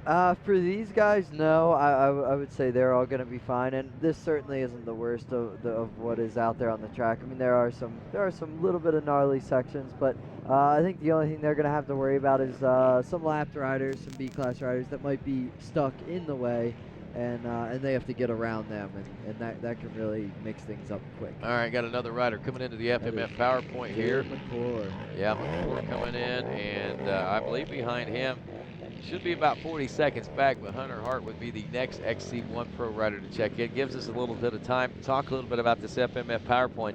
What is the challenge of the PowerPoint here this week? Just exactly what you're seeing. Just these tight. We say tight, but these guys are flying through it. These tight tree sections, and like I say, it's up there on the flat. It's kind of neat because each weekend the FMF PowerPoint means something different. Could be a hill climb, could be a mud hole, could just be a gnarly section in the woods, and that's pretty much what it is this weekend. Just a tough section to maneuver. And you don't see any alternate lines. It looks like everyone is going the same exact way. Nobody's gotten out of this line. It's just kind of like you see that part and you just go through there. I mean, there's no variation. I would have to think that, though, as this race wears on, we may start to see some variations. I would think anyway, especially if conditions change. But looking out back through there, I mean, over to the western skies, it doesn't look bad. It looks kind of promising, actually, weather-wise, throughout the remainder of the next hour. But I'm no meteorologist, so. There we have, I guess that is second and third in XC2. Drew Landers and Ronnie Rush. We must have missed John Glada Jr. coming through. Yeah, must have. Yeah, unless something happened. But I'm not going to anticipate that any whatsoever. Glada, as we took a look at that, he had actually already pulled out a 22-second lead over a second. I mean, come on, he was 4th place at the end of lap #1. And that's in a lap, too. He's 22 seconds ahead of everybody. He wow. is really on fire this year. I know he's 6 for 6 on wins, and it looks like as long as everything holds together today, he's going to be 7 for 7. And you know that he's such a genuine kid. I mean, and he is a kid still. I mean, he's a big, tall boy, but still a big kid at the same time. Loves riding his four-wheeler. I mean, I don't think there's anything more enjoyable to him right now in life than going out there and riding. And it's evident in his performance. Yeah, no, it's this is by far his best year, and I think it's exactly what you said. He started making sure he's having fun riding. I know Josh Merritt's staying down there at his place, and they've kind of teamed up and just working together to make sure they're both having fun while they're riding. And man, it really does make a difference. Merritt's another rider that we're not necessarily recognizing it today, but I am starting to see better things out of Josh Merritt. He seems to really start to put things together.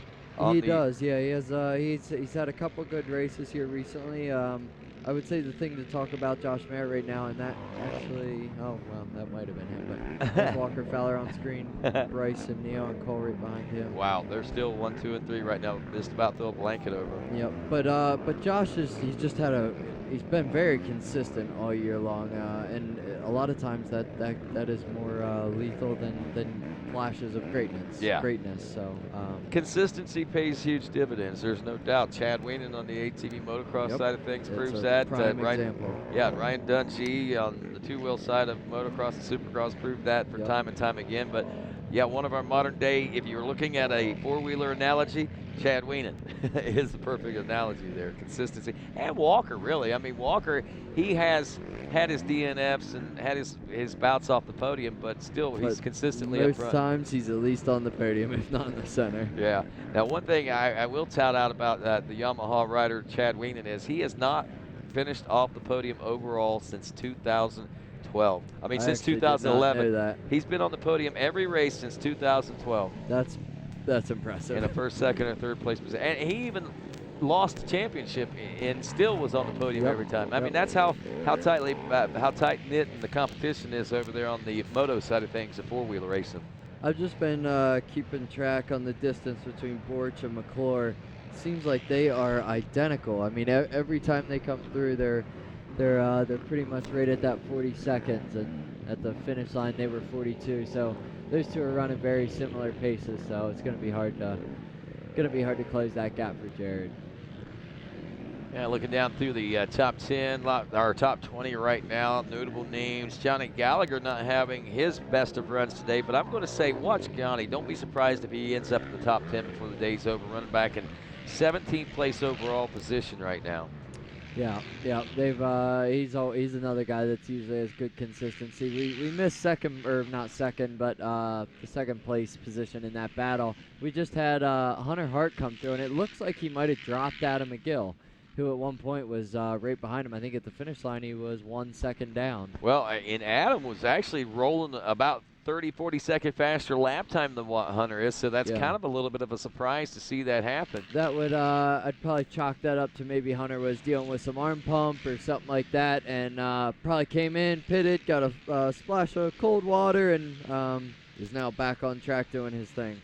Well, as we are at the halfway point, let's take a look at and see how our top amateurs are starting to perform out here. The non-XC1 and XC2 riders. Looks like Brandon Owens, 23rd place position right now out of the College A class, and Garrison Pa and Dylan Walraven, both out of the College A class, are running 26th and 27th overall. They're running, believe it or not, about 2 minutes behind Brandon Owens, your leader in that class, who's 23rd overall. Wow, he's rolling cold right now. There's no doubt about that.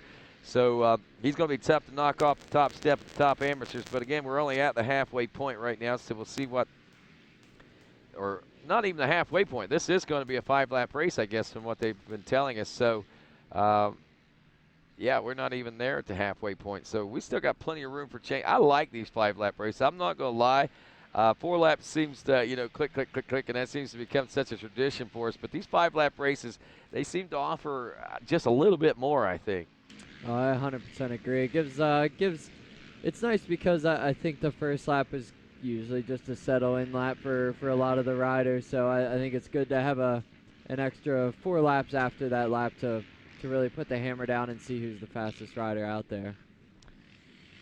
Well, rolling through lap 3 right now as we work on this in an hour and nearly 5 minutes in. And Fowler due in about 12 to 13 minutes and your leaders, I should say, due in about 12 to 13 minutes because they're all virtually right there together. 1, 2, and 3, Fowler, Neal, and Coltrane Richardson. Looking at, wow, I mean, it has turned out to be a great day.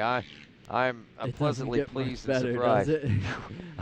I was really sweating bullets this morning. I'm not going to lie. The moisture in the air up here this morning, it was it seemed inevitable that we were going to have rain. I mean, and we did have a few little sprinkles, but nothing to really call rain, I don't think. No, I mean, this has really just been good. And they keep pushing it back. You know, it was supposed to rain for our 11 o'clock race, and we made it through. Then it was definitely supposed to rain for this 2 o'clock race. Looks like they're well on their way to making it through, and now they're definitely saying rain for tomorrow's dirt bike race. But with the way today's going, we might get lucky, and it'll be good for tomorrow as well. Here they come up the Monster Mile right now. Yeah. Walker Fowler really looking like he's got the hammer down. Wow.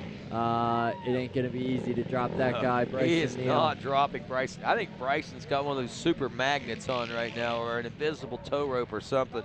He is latched on to Walker Fowler. He is not letting him get away right now. No, because he knows, you know, if he loses sight of Walker Fowler, that's probably it. Walker's going to check out. But Bryson probably got a lot of confidence coming out of John Penton and really putting it to work. And like I said earlier on in the race, I mean, he came through this field section back here, and I think he was like 4th or 5th at the time. 5th.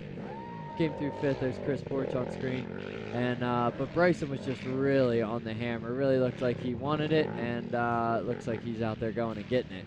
Hey folks, you know the 100% Hometown Hero program established in 2015 allows local GNCC racers to promote and grow their favorite sport to a new audience by participating in the local grassroots marketing campaigns.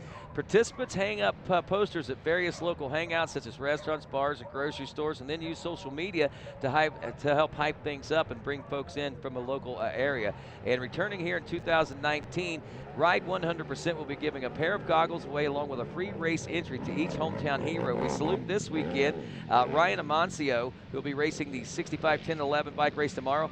Hanklin Hamilton, who will be in the 50 senior 6 to 7 class, and also Colton Tennant, who raced the ATVs this morning in the micro MXC2 6 to 8, and Aaron Smith, MXC2 6 to 8-year-old class rider as well. So, wow, congratulations to those Hometown Heroes, and of course, I want to say thanks to all the people that maybe saw those posters and came out. Right now, looking at this, and Walker Fowler continues to lead Bryson Neal with Coltrane Richardson right on their heels.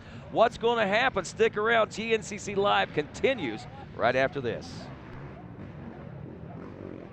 It's tough out here in the great outdoors.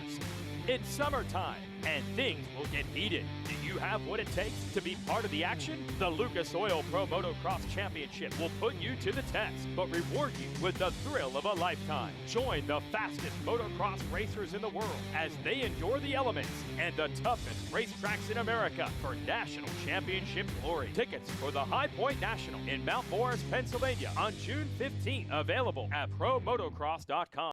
Your bearings shoulder the burden whenever you tow, haul, or stomp the gas. AMSOIL delivers powerful protection for bearings and other critical components so you can drive with confidence. To demonstrate, an independent lab put AMSOIL synthetic motor oil head-to-head against a leading competitor in a 100,000-mile test. AMSOIL provided far superior wear protection and kept engine bearings looking like new. Get your truck the protection it deserves at amsoil.com/auto. I'm a junior pro surfer from Maui, Hawaii. I actually tried to homeschool in 8th grade and just didn't meet my needs. I came to On Track in 9th grade, and from the beginning I really liked it. The mission at On Track School is to make academic success completely possible for each and every student while they're out pursuing their personal goals. Everything is just super easy with On Track. I get to take my computer on the road whenever I need to. It makes it very easy for me to get all my work done. If you're looking for a program that provides flexibility and a program that you can take anywhere that fits your lifestyle, then On Track is for you. So come check us out at ontrackschool.com and go get it. Even when you're the best, you never stop striving to be better. The all-new from the ground-up 2019 Yamaha YZ250F is available at LoJack Cycle Sales, alongside the all-new YZ65 and YZ85, and refined YZ450F.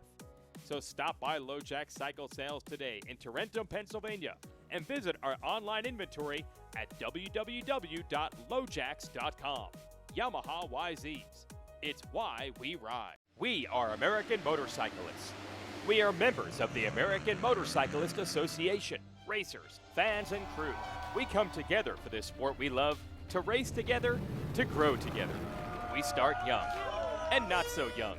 We race motorcycles and ATVs. We become friends, we become family. We compete for weekend bragging rights and national championships. We make memories on the toughest off-road courses in the country and on the best motocross tracks in the world. Some of us aspire to the speed and poise of road racing or the fierce competitiveness of American flat track, and we honor our greatest champions in the AMA Motorcycle Hall of Fame. Through it all, we cheer, we win, and we lose. We are racing. We are the AMA. Race with us. Be part of the greatest sport in the world. Be an American motorcyclist. Join us today at www.amajoin.com/join-now.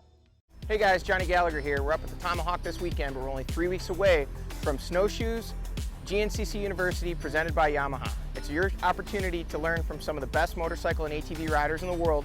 It only happens once a year. You better get your spot reserved. You can do it right through Snowshoe. All the information is on the GNCC website, or check us out on Instagram. It's all there. New York State's premier off-road race series offers safe, friendly competition for all ages and abilities. Join the Nioa series to compete for an AMA-recognized #1 plate. The Kenda New York Cross Country Championship features tracks throughout central New York and provides challenging courses, a family-oriented environment, and racer camaraderie. 14 rounds test both rider and machine in this action-filled hair scramble series. To learn more, visit nioa.net, and we'll see you at the races. And welcome back to GNCC Live from Odessa, New York, Seneca Highlands, and the Dunlop Tomahawk GNCC round number 7 of the AMSOIL GNCC series. I'm Rodney Tomlin, along with Landon Wolfe, Mikey Wayne's out and about in the pits, and Walker Fowler, Bryson Neal, and Cole Richard running nose to tail pretty much since the drop of the green flag on this one. An hour and 12 minutes into the race now, and last check we had, it was still Fowler, Neal, and Richardson very closely knit together. Chris Borch was running somewhere in the neighborhood of, I believe, about 45 seconds or so back in the number 4 spot, with another 40 seconds back to the snake, the sneaky snake, the Cobra. Call him what you will. Jared McClure rounding out the top 5, and moving up was Hunter Hart into a top 6 position. He's trying to close in on McClure right now. We'll get a better view and an idea of how these guys are starting to shape up after lap number 3. They'll be taking the 2-lap board, as this again will be a 5-lap race, and we'll see how things are starting to settle in. Is Hunter Hart finding his flow out there and starting to pick that pace up? And if that's the case, he might be able to start reeling in McClure. He might be going for another, I think this will be his 3rd top 5 of 2019 as a rookie, if I'm not mistaken. Yeah, I tell you, he's really had a stellar year, and this is his track. I mean, I think he lives maybe a mile and a half, 2 miles. He said if you could throw a baseball well enough, you could probably hit his house from here. Yeah, so this is, I'm sure he's got his whole family out here, and be a good track for him to do at. And I tell you, he's really started out a little slow. Seemed like he had a good start and kind of faded back a little bit. Like I said, maybe it might have been arm pump, but seems to have worked through it. So we'll be excited to see him come through, see where he ends up. Just saw some of the pit crew guys ride through just past the booth here, which should mean that we should be expecting these guys out at the finish line any minute now. Yeah, according to timing and scoring, we're still around 3.5 minutes or so, 3 to 4 minutes before we see. Okay, they were heading over to grab them at the pits. Yeah, you're right. I think there's an extra mile added in onto this. There is, yeah. That's what I was missing there. But, yeah. I think, like you say, with the pro pits and everything, that added the extra mile in there. Had a 9-mile racetrack, almost on the dot, I think is what Bolton said this morning during course description, and almost 10 miles on the dot. Just a hair over 10 here to the finish, maybe 10.1 or so. But rolling through this 3rd lap of racing, 2-lap board going to be coming out. We'll be seeing our leaders on screen Should be about any minute now. That there is Hunter Hart there on screen, that guy right there. So looks like he's got the hammer down. It's funny. I really thought him and Adam would have gotten together and taken off together, but I don't even see Adam McGill on the screen just yet. Yeah, Adam, I know, had a rough round in Ohio, a little incident that he actually quit racing. There he is right there. During the Ohio round, but certainly I can understand the circumstance and situation, but back out here today, you can see he's still hungry, man. And again, this is just one of those racetracks that you don't get that start. You don't get up there with those guys as they break away. You're kind of left out there hanging and drying, man, because you just can't get that ground made up, it doesn't seem like. Yeah, I agree. It's just, I think it's a lot just because it is such a fast track, and just hard to reel these guys in once they're away. Here they are in pits right now. They pit again. That's what I was going to say. That was a second lap. Bryson did not pit, though. And I tell you, Bryson this year has been risky on his pits. Yes, I know he ran out Florida, of gas. He ran out. But he took a chance in Penn. Yeah. And I think a lot of people were thinking, there's no way he's going to make it. We already proved he can't make it that long. Yeah, Walker took a chance, too, and almost didn't make it. Exactly. So, now I think he obviously took the chance. Walker went ahead and pitted. That way he said, for these next 2 laps, all I have to do is race, and we are full steam ahead.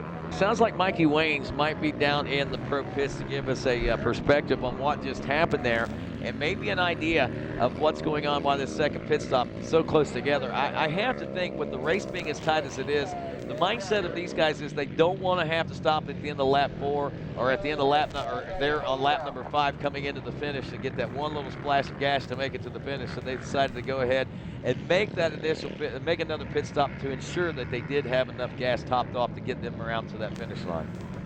Yeah, Rodney, you nailed it on the head right there. The only thing I noticed that was a little out of the ordinary, like you guys had mentioned, Bryson Neal not taking fuel on that lap like the rest of the pack. With that said, as he entered Pro Row, I don't know if the camera caught it or not, Bryson pointing at his gas tank like, I got to get gas. So it sounds like it might have been the pit crew's call to keep him going. Well, hopefully it was just questioning whether or not he needs to get it or what the thing may be. I mean, who knows what the sign language is between those guys and what they've got worked out. But if that's the case, I mean, we're not in a situation right now where Bryson's in a position where he's going to run out of fuel. I mean, he pitted a lap ago. He got fuel. Yeah, he'll definitely make it this lap. He'll make it back to the pits again right before the white flag, but then the issue is if he pits then and Walker is still right behind him, he's immediately going to lose 10, 12 seconds right there, and then he only has 1 lap left to make that time up and make a pass. So he's going to have to, well, I mean, what he's going to have to do, and it's going to be hard to do. And looking out on the track right now, Walker Fowler has already made his way back around Bryson, so yeah, the only thing that would have worked for Bryson in that situation in my mind is Bryson was able to put a little bit of a gap on him and was able to pit and still get out. Man, how frustrating is that? Neal checking in less than a second behind Walker Fowler, but how frustrating is that? You make that, you roll the dice like that and it doesn't pay off. I mean, that's got to be a heartbreaker. Now the mind game shifts. I mean, Bryson was putting the pressure on Walker and he was playing mind games with Walker. Now all of a sudden, I think the coins flip and we see that Walker's in a position now where, well, he don't have to play mind games. The mind games are going to be played by themselves in Bryson's own mind. Yeah, and it definitely stinks for them. I mean, if he would have pitted, it's likely he would be in the same exact position he is right now. Right. So that's a little bit of a heartbreaker. 3.28 seconds back now is Cole Richardson, so he's still right there in the thick and hunt of things. Hey, Chris Sports picking some pace up here, 34.4 seconds back behind Cole Richardson. So let's look at lap times here and compare those. 26.54 for Walker Fowler. Right on par. 26.53 for Bryson Neal. Cole Richardson, 26.54, 26.56 for Chris Sports. So, yeah, he's right there. We saw it. I mean, he had lost a lot more, so I think he gained some time in the latter part of that lap. So if he's at that speed right now and he's got that momentum going, I think we may see a faster lap out of Chris Borch here on lap number 4, just simply because it seems like he's really rolling through the last half of this third lap that we just watched. Yeah, it's definitely very possible. Like I was saying earlier, I know Jared McClure and Chris Borch are both They're both PA boys, but they do a lot of racing up here in New York. And neither one of them had the start I think they were looking for, but I think they're both pretty lethal up here, and they could most definitely put on a good last 2-lap charge and make something happen. All right, now we're looking Hunter Hart 39 seconds behind Jared McClure at the end of lap 2. We're waiting on Hunter to check in right now at the end of lap 3 to see what that deficit is. We believe he is still running in the number 6 position. At least that's the way we calculated and saw it when we saw him coming around each and every time. Here he comes out into the finish line area right now. Not that guy. He's going to be the next guy on camera, and right there he is. That is Hunter Hart rolling in. Nobody behind him, nobody in front of him. Just smooth sailing. So could work for him, could hurt him. Time will tell. Yeah, I mean, as a rookie again, he's running right in par and right where he, I guess a lot of people maybe have expected him to run as an XC1 Pro rider, and even Hunter Hart and the legacy that he brings into that, just the legendary rides as through the youth and amateur ranks into that XC1 Pro class as a rookie rider this year. I mean, we are expecting big things. I don't want to put the pressure on him and put him on that level of Walker Fowler or anything, because we expected so much out of Walker in his first year as an XC1 Pro rider, but he's kind of in that same boat in reality. Absolutely. He's definitely on track to make big things happen. And the funny thing is, I mean, you look at it, every record that Walker Fowler set as a youth and amateur rider, I think Hunter Hart has broken. I think so. So, can he continue that on? And I think Hunter Hart can't be but 18 years old, right? Something like that. Let's see if I can. They may have. Here we have him on screen right now. Yeah, I think Walker Fowler coming through, Bryson Neal, and Cole Richardson. I mean, this is a dogfight. This is literally, I mean, nose to tail. I mean, okay, there might be a couple of bike links in between the front grab bar and the rear grab bar and the front bumper of these guys, but it isn't much, folks. I'm telling you, if you're out in the fields and not able to see these riders right now, wow. If you are able to see these riders, wow. And if you're watching at home on Racer TV, you've got the best seat in the house right now.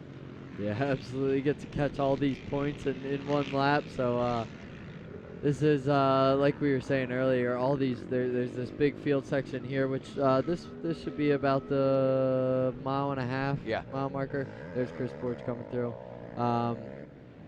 But with all these field sections, this last lap I think could get pretty epic with this close battle. Yes, epic I think is probably a perfect word that we could use. Yeah. And that's one that we tried to get away from for the last few years because it was so overused. You know what I mean? But we're back. We're back, and for good reason, because this is looking like an epic battle that is shaping up amongst these 3 riders. Yeah. And I'm up in the air on this one. I have no idea who's going to win. And I mean, Walker obviously with the advantage, even with those guys on his rear wheel. But, can one of these guys or both these guys sneak one past Walker? It's going to be tough. But they are in the position right now. But lap number 4 is what we're rolling into right now. So less than 2 laps to go. The white flag lap, that last lap, this lap and the last lap are going to be the tape on that one. Getting this last part of the race figured out. They got the first part figured out. Will they have the last part figured out? This is where we start to find that out for sure. Right now, we're waiting on XC2 guys to roll in. That's why I'm keeping an eye out here on the track to wait and see if I can find John Glauda Jr. Oh, he has come in, so I must have missed him, or else he just went through. He is in the number 8 spot. Says 0, because he's in the lead. 28:20, so he is running a slower lap time than Adam McGill, but still, that is a heck of a ride. Wow. Back from XC2, and especially, I mean, he couldn't have been in any better than 12th or 14th place off the start. So, well, I'm interested. I'm starting to watch this now. I mean, I know we're geared up for a 5-lap race and everything, but our lap times are starting to drop a little bit now. Yeah, well, and lappers, and like we just saw on screen here, I saw there was lappers in between Bryson and Cole, and in these tight sections like that, man, it can break your race. All right, the way I got it calculated out right now, if the riders check in on schedule, in comparison to all these laps put together, if they come through on schedule, we will be at 1 hour, 45 minutes, and like 10 seconds. If they slow down, and if they don't, then we're going to be like under the 1 hour and 45 minute mark. So wow, this. You mean at the end of this lap? At the end of this lap, yes. So they could have almost threw the checkered at the end of this lap. Yeah. Another thing I just noticed, Chris Borch just came through. It sure, to me, I mean, I wasn't watching the clock or anything, but to me it looks like he is closing in on the back of Cole Richardson. And again, I do want you to know my calculations could be off, but I'm pretty close. I'm not. I don't want to brag, but I'm usually pretty close on this stuff. We'll see. Yeah. We'll see how good you are. Well, time will tell, as I always like to say. An hour and now 20, working on an hour and 26 minutes. And a lot of it depends, I guess, on the race clocks too. You know what I'm saying there. The official timing and scoring, which I'm close. Within a few seconds, but the official timing and scoring is they got that all up there in a little closed-in place with armed guards and stuff like that. Right, you got to keep that separate from the public.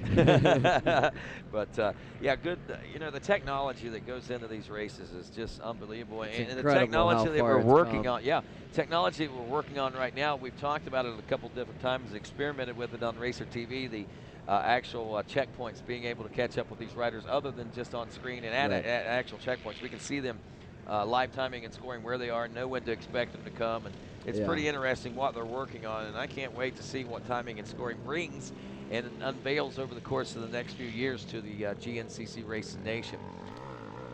All right, let's Adam, correct me if I'm wrong. Do I have a minute or two to talk about some of these amateur classes as we roll through this one? I'd like to take a chance. All right, so Landon, I'm going to rely on you to keep an eye on these battles that are going to be coming through. I'll interrupt and point them out for you guys. Accordingly. And John Glotta, just to give you an idea, we haven't talked a lot about the XC2 lately, but after 3 laps, Glotta now has a 45-second lead over Drew Landers, the 17 out of Monterey, Tennessee. Ronnie Rush, another 57 seconds back in third. Jordan Poplawski in fourth place out of Shamokin, PA. Fifth place, Tanner Walker out of Berlin, PA. Home of those great Snyder's tater chips, by the way. He's riding on the number 22. 621, Wyatt Wilkin in 6th. 7th is Ben Kowalewski, the 219. And 8th is the 27, Steve Covert. 9th is 969, Bodie Lamoureux. And 10th, the 127, Matt Blankenship.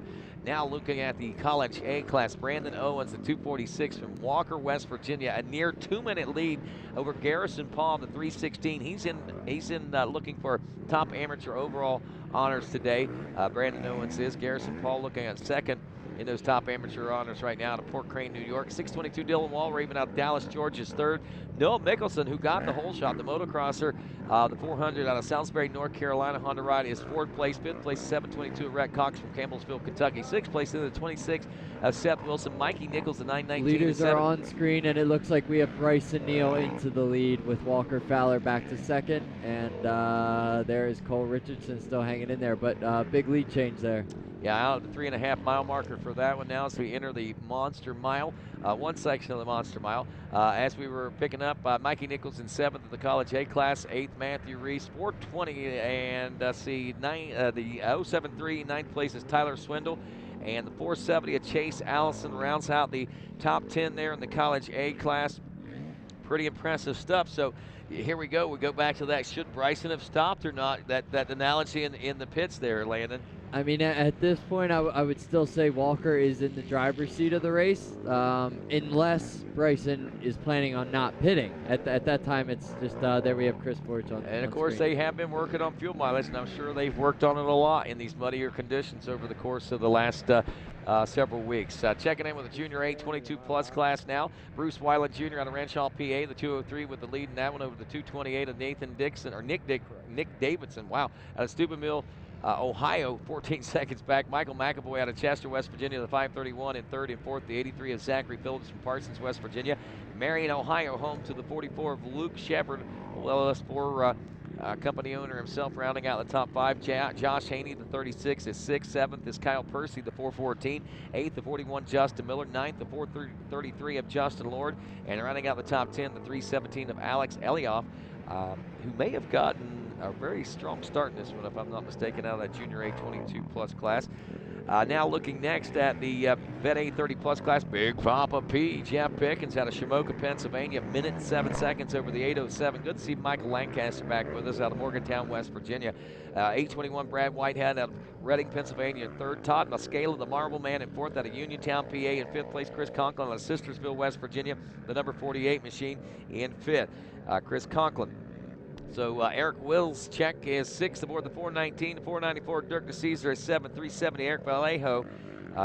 He's eighth. Number 456, Jesse Lord in ninth. And in 10th place, the number 362 of Carl Brink in that Vet A 30 Plus class. Look at the numbers in this Vet A class. Really starting to expand over what we've seen in years past, and the competition level is certainly rising as well as we look next to the Senior 840 Plus class.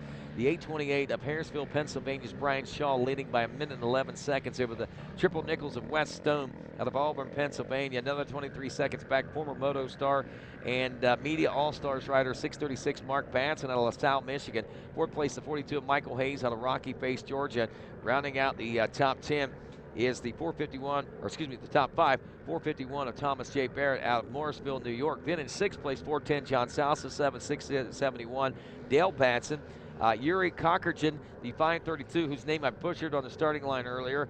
He's running 8th, 9th place, the 567 of Thomas Lodbell, and 10th place, the 515 of Mike Stevens to round out your top 10 in the Senior A plus 40 class. College B class now, Aaron Greenwell from Beech Grove, Indiana, leading it by only 10 seconds. Here's a close one. The 123 of Dalton Keys out of Holton, Indiana, running second. Brandon Clark, the 755 from Lockwood, New York, in third. 345. Cale Klein from Camargo, Illinois, is fourth. Hunter Gotze out of Chesterfield, Virginia, the 624 in fifth. And the 929 Keegan Walker is sixth. Seventh is Tyler Rumpke. Eighth, the 171 Grayson Eller. He got the whole shot in that class too. Ninth place, 326 Braylon Secure. And 10th place, Tanner Green. There in the College B class. As we look next, Junior B, Josh Adams, Salisbury, PA's 242, a minute and 9 seconds over Devin Dean, the 629 from Harpersville, New York. 313 Travis Mathias from East Restaurant, Rochester, Ohio, a minute 15 seconds back. And now Austin Maniaci in the Maniaki, the number 423 and fourth out of Bath, New York. The 711 Jonathan Kreinbull out of Bristol, West Virginia, is fifth. 422 Josh Clark is running 6th, 7th. The 541 of Justin Eisen, 8th place. 417 Kevin Lukoski, 9th place. Mike Percy aboard the 353, and rounding out the top 10, my buddy David Kite there in the Junior B 22 plus class. Up next, Vet B 30 plus class. Corey Travelcock, the 412 from Niles, Ohio, a 27-second lead over the 120 of Aaron Hendershot from Mansfield, Ohio. 552 Wesley Smith from Steubenville, Ohio, is third. Cody Holcomb, the 489 from Richwood, West Virginia, in fourth. And Clifton Margison, the 850 out of Bath, New York, in fifth. In sixth place, Chris Landefeld, the 411, is seventh. The 813 of Cody Stewart, ninth, or eighth. The 81 of Nick Miller, now ninth. The 421 of Jordan Wilkins, and rounding out the top 10, 222, Sean Tice in the Vet B class. Senior 40 plus B class, Kevin Sims from Clay, New York, the 453, leading by 6.5 minutes over Dan Dakota, the 391 from Lansdale, Pennsylvania, former motocross racer himself, Jeff Hardcore Harvey, who has the podcast, what's that called again? Behind the Pro Lines. Be sure and check that out. We still have Bryson Neal? Bryson Neal in the lead, Walker Fowler pushing behind him. I mean, he couldn't have been but half a bike length behind. Now that monster mile, we go from the 3.5 to the 5 mile marker, and we're still this is a monster mile today. I think the other monster mile is just banners, so I think I mistake that. So it's a 2.5 monster mile. It's an illusion, man. It's an illusion. Yeah. Okay. Yeah. So, all right. So actually, it's probably closer to the 4 mile marker, and this is So it's about the 5 mile. Yep. Yeah. So these mile markers on screen are, we're being told, our guesses. So it is an actual mile this time. They're saying maybe a little more. If you're riding it anyway, it seems like it. Kevin Sims leading the Senior B 40 plus. Dan Dakota, as we said, in second. Hardcore Harvey in the number 3 spot. The producer of the podcast Behind the Pro Lines. Nick Lambruno, the 582 out of Morgantown, West Virginia, fourth. The 801 Robert Stevens out of Warren City, PA, in fifth. 612 Robert Bennett out of Lansdowne, PA, is sixth. Seventh is Jason Limley, the 403. Eighth, Sean Harkness, the 504. Ninth, the 490 of Donald Abrams, and 10th place, the 502 of Jason Burlew. And that does it for our amateur countdown there. Hey, and I do just want to say, Be sure to check out Hardcore Harvey's podcast. You can find him on Facebook. And, of course, as we check in with this one, we told you we got a barn burner. Lead changes and nose-to-tail battling. Walker Fowler's win, number 50, his 5th win right here at the Tomahawk GNCC in jeopardy as Bryson Neal leads Fowler with Cole Richardson right behind him. Chris Borch in the number 4 spot, and Jared McClure rounds out your top 5. The big question is anybody else going to be able to get into this mix? What's going to happen at the end of lap number 5? Stick around. GNCC Live continues after this. The action is just heating up, and we're just getting started. Stay with us. Live action on RacerTV.com. The 2019 Yamaha YXZ 1000R sets a new standard for all sports side-by-sides. Offering increased performance and expanded drivability over a wider variety of terrain. Improved overall comfort and Yamaha-proven off-road durability. There's no other side-by-side like it, not even close. Consistent clutch feel is vital to effective starts or to confidently maneuver around obstacles on the trail. AMSOIL synthetic dirt bike oil was subjected to an extreme simulated start test. After 32 simulated race starts, AMSOIL synthetic dirt bike oil continued to deliver consistent clutch feel, and the clutch plates remained clean with no visible wear. The competitor's oil, however, allowed discoloration and significant wear after just 16 starts. AMSOIL synthetic dirt bike oil. Give your bike the protection it needs. Grand National Cross Country, a race like no other. 2 hours of battling in the toughest conditions an ATV may ever see. And you get to watch it in the comfort of, well, wherever you want to be. Just click us right here, live on Racer TV. It's tough out here in the great outdoors.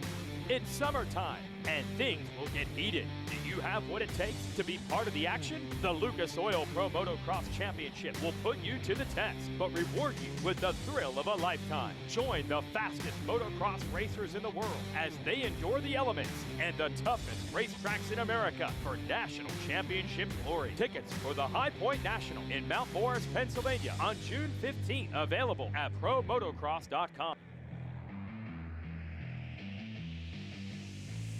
This Racer TV broadcast is brought to you by AMSOIL, the first in synthetics. Specialized Turbo e-bikes, it's you, only faster. And by Rocky Mountain ATV MC. Get ready.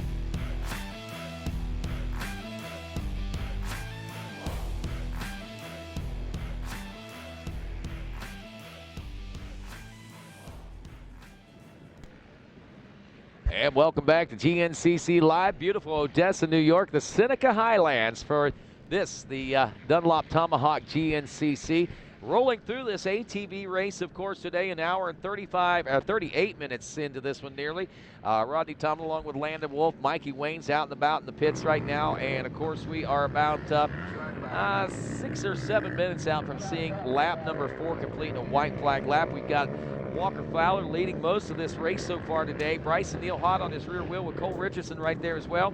And now we got Bryson Neal out front. We got in the pits, Mikey Waynes with an update. Hey, thanks, Rodney. Yeah, down here, Devin Feehan, man, you're in street clothes. We lost you out there. What the heck happened? Yeah, I made it to about the 8-mile marker, running second place behind Walker, and something happened in the motor. I think it's top end. I just lost all compression, so that was that. There's no coming back out, so I'm just going to hang out in the pits and watch the race. Watch your race, man. Well, talk to us. I mean, last race, you came out swinging. I mean, it was a phenomenal. I believe you got the whole shot. You had a great race out of you today. Obviously, a great start. You were running in second when it happened. I mean, the confidence has still got to be there as you move into snowshoe in a couple weeks. Yeah, absolutely. You know, just got off to another good start and set the pace behind Walker. You know, I knew to just follow him and learn from him. You know, watch his lines. It's been really awesome running up there with those guys. So, you know, that's all I can take away from today. And just I'm gonna keep working my butt off, and we're gonna come back strong. Come back strong. There you go, Devin. I know you don't want to watch the race from here, but go enjoy some racing, guys. All right, thanks a lot, Mikey. What a bummer there. Landon and I talking off mic, man. Probably one of the most overlooked riders, I think, on the line right now as we check in with some of these front runners, it looks like, Landon. Yep, there is still Bryson Neal out in the lead. Didn't put really any bit of considerable time in between the two, but it does look like They have a few seconds. Oh no, there's Cole right there. He's still hanging in there. So those three, I'm really anxious. They're about a mile from pro pits now, and I'm really anxious to see how that goes. Yeah, this section over here. Tell me a little bit about. Now, I'm assuming that they threw this section of racetrack in for a particular reason. What's over on this side of the racetrack? We're talking about the 7.5 to the 8.5 or so. Yep, just an extra little section for the pros. They run right there, what you see on screen. They run down through that field section. Oh, so you guys didn't run that this No, morning? we did not run it. That's the extra mile. It's just for the afternoon. But just got a little bit of a hill climb in there. Nothing too crazy. I mean, the Monster Mile hill climb is definitely still a good bit larger, but just a little bit of extra track for those guys. And it's actually, there's Chris Borch on screen. It's actually kind of nice because the trail that we ran, and you'll see right before they crossed the road, we hung right into the woods there. And man, it was a disaster in there. I mean, that's a low-laying, flat area, and it was wet. I think that's one of the areas that I remember that area, that spring over there. Yeah, they always run her in there, and man. No matter how dusty it is, there's always a mud hole there. And there's a lot of rocks in there too, right? There is, yeah. Yeah, so they cross the road. Right there, you turn right there. Right in there is where we head in, but they will then cross the road just 100 yards above where they just crossed there. And from there, they pretty much head straight into pro pits and a little bit of field, just a touch of woods, and then they're at the finish line. Yeah, that side of the track looks a little softer too. You see a lot of ruts developing through there, some braking and acceleration bumps also that we don't see so much, I think, on this other side of the roadway. But it is a little lower, and that's where all the water runs through from up here, I guess. yeah, absolutely. Up here where pro pits is, all the water that gets right in there dumps right down in there. And I don't know, it can be a little bit deceiving, but this property actually sits on a hill. It's one big rolling hill. There's not a lot of flatness to this. I mean, we've got about the flattest area there is, and we're sitting in a swamp right now. Yeah, I know. Well, honestly, I mean, right now, everybody wants to be parked on a hill here in the pits just because that's the only place it is somewhat dry. You know, all the water and runs you get a off. run and go out of there, too, Exactly. if it starts raining again. Put that front end downhill, roll right on down to the road. So here any second, we should be expecting them to pop out of the woods there and head into pro pits and really might decide the race here in just a couple seconds. Yeah, this is really gonna start to unfold. I mean, the intensity level is gonna really spike. Remember, Bryson Neal did not stop while everyone else stopped for an extra fuel stop. Back-to-back laps. That third lap, can Bryson Neal make it 3 laps? Is that his plan? What is the scenario that's going to unfold here? I mean, how heartbreaking would it be? How hard would it be to run out of gas a second time for him? I mean, you know, Walker Fowler having nearly the same thing happen to him. I think I mentioned this earlier. There they are in pro pits. Bryson Neal is pitting, so he pitted. That's like Walker you said. and Cole both went around him, so he's in now the worst position of the last 4 laps. But he made past his last lap, so I don't see why he couldn't do it again. Exactly, and here's the scenario. Remember last race, Walker Fowler skipped the pit. We thought, oh, what a bold move, and he did. It paid huge dividends. Yeah. But you know, Walker told me it was a miscue. He did not mean to miss that pit. He came around on that last lap. You know how we were questioning, will he have enough fuel? Will he have enough fuel? We thought, oh yeah, he's got enough fuel. He said he literally ran out of gas on one of the last hill climbs out there, and he had to get his he's got a 24-volt battery system. Yep. He said he put his finger on the starter, and that's what took him to the top of the hill. He grabbed just a little bit of gas, the fuel pump pumped just what little bit of vapors there were in there, got another little shot, it started up, fired, got enough momentum to get down the hill and to his pits. He said, I was out of gas for the last half mile or better, and he said the starter's the only thing that brought him home. Yeah, that's pretty wild. That's pretty wild when you're relying on the starter just to roll the wheels. But I doubt they're going to make that mistake here today.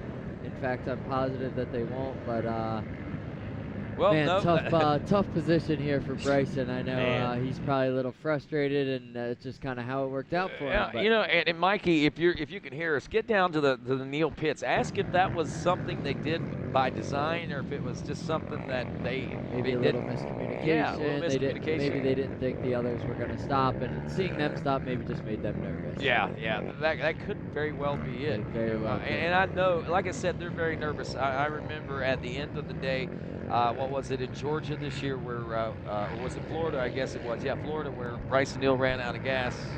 Or was it Georgia? Florida. Yeah, Florida. So Florida. So where he ran out of gas, his dad, I'm sorry, son, I'm sorry. We had it, you should have made it, by all calculations, you should have made it, but the conditions weren't conducive to the fuel mileage he was looking for in the sand. So that's where they failed there.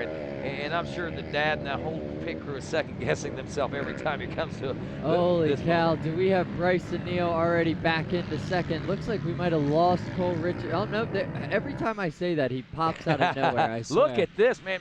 Neal is on a mission right now. The Bidwell Bullet ready to take another shot, and he is within literally 4 bike lengths of Walker Fowler after pit stop. That's impressive. And dropping to 3rd place. That's impressive, and he is on it. He looks just like he did there on the first lap, and he is rolling it right into the 5th here. And another thing to note is you were 5 seconds off on your calculation.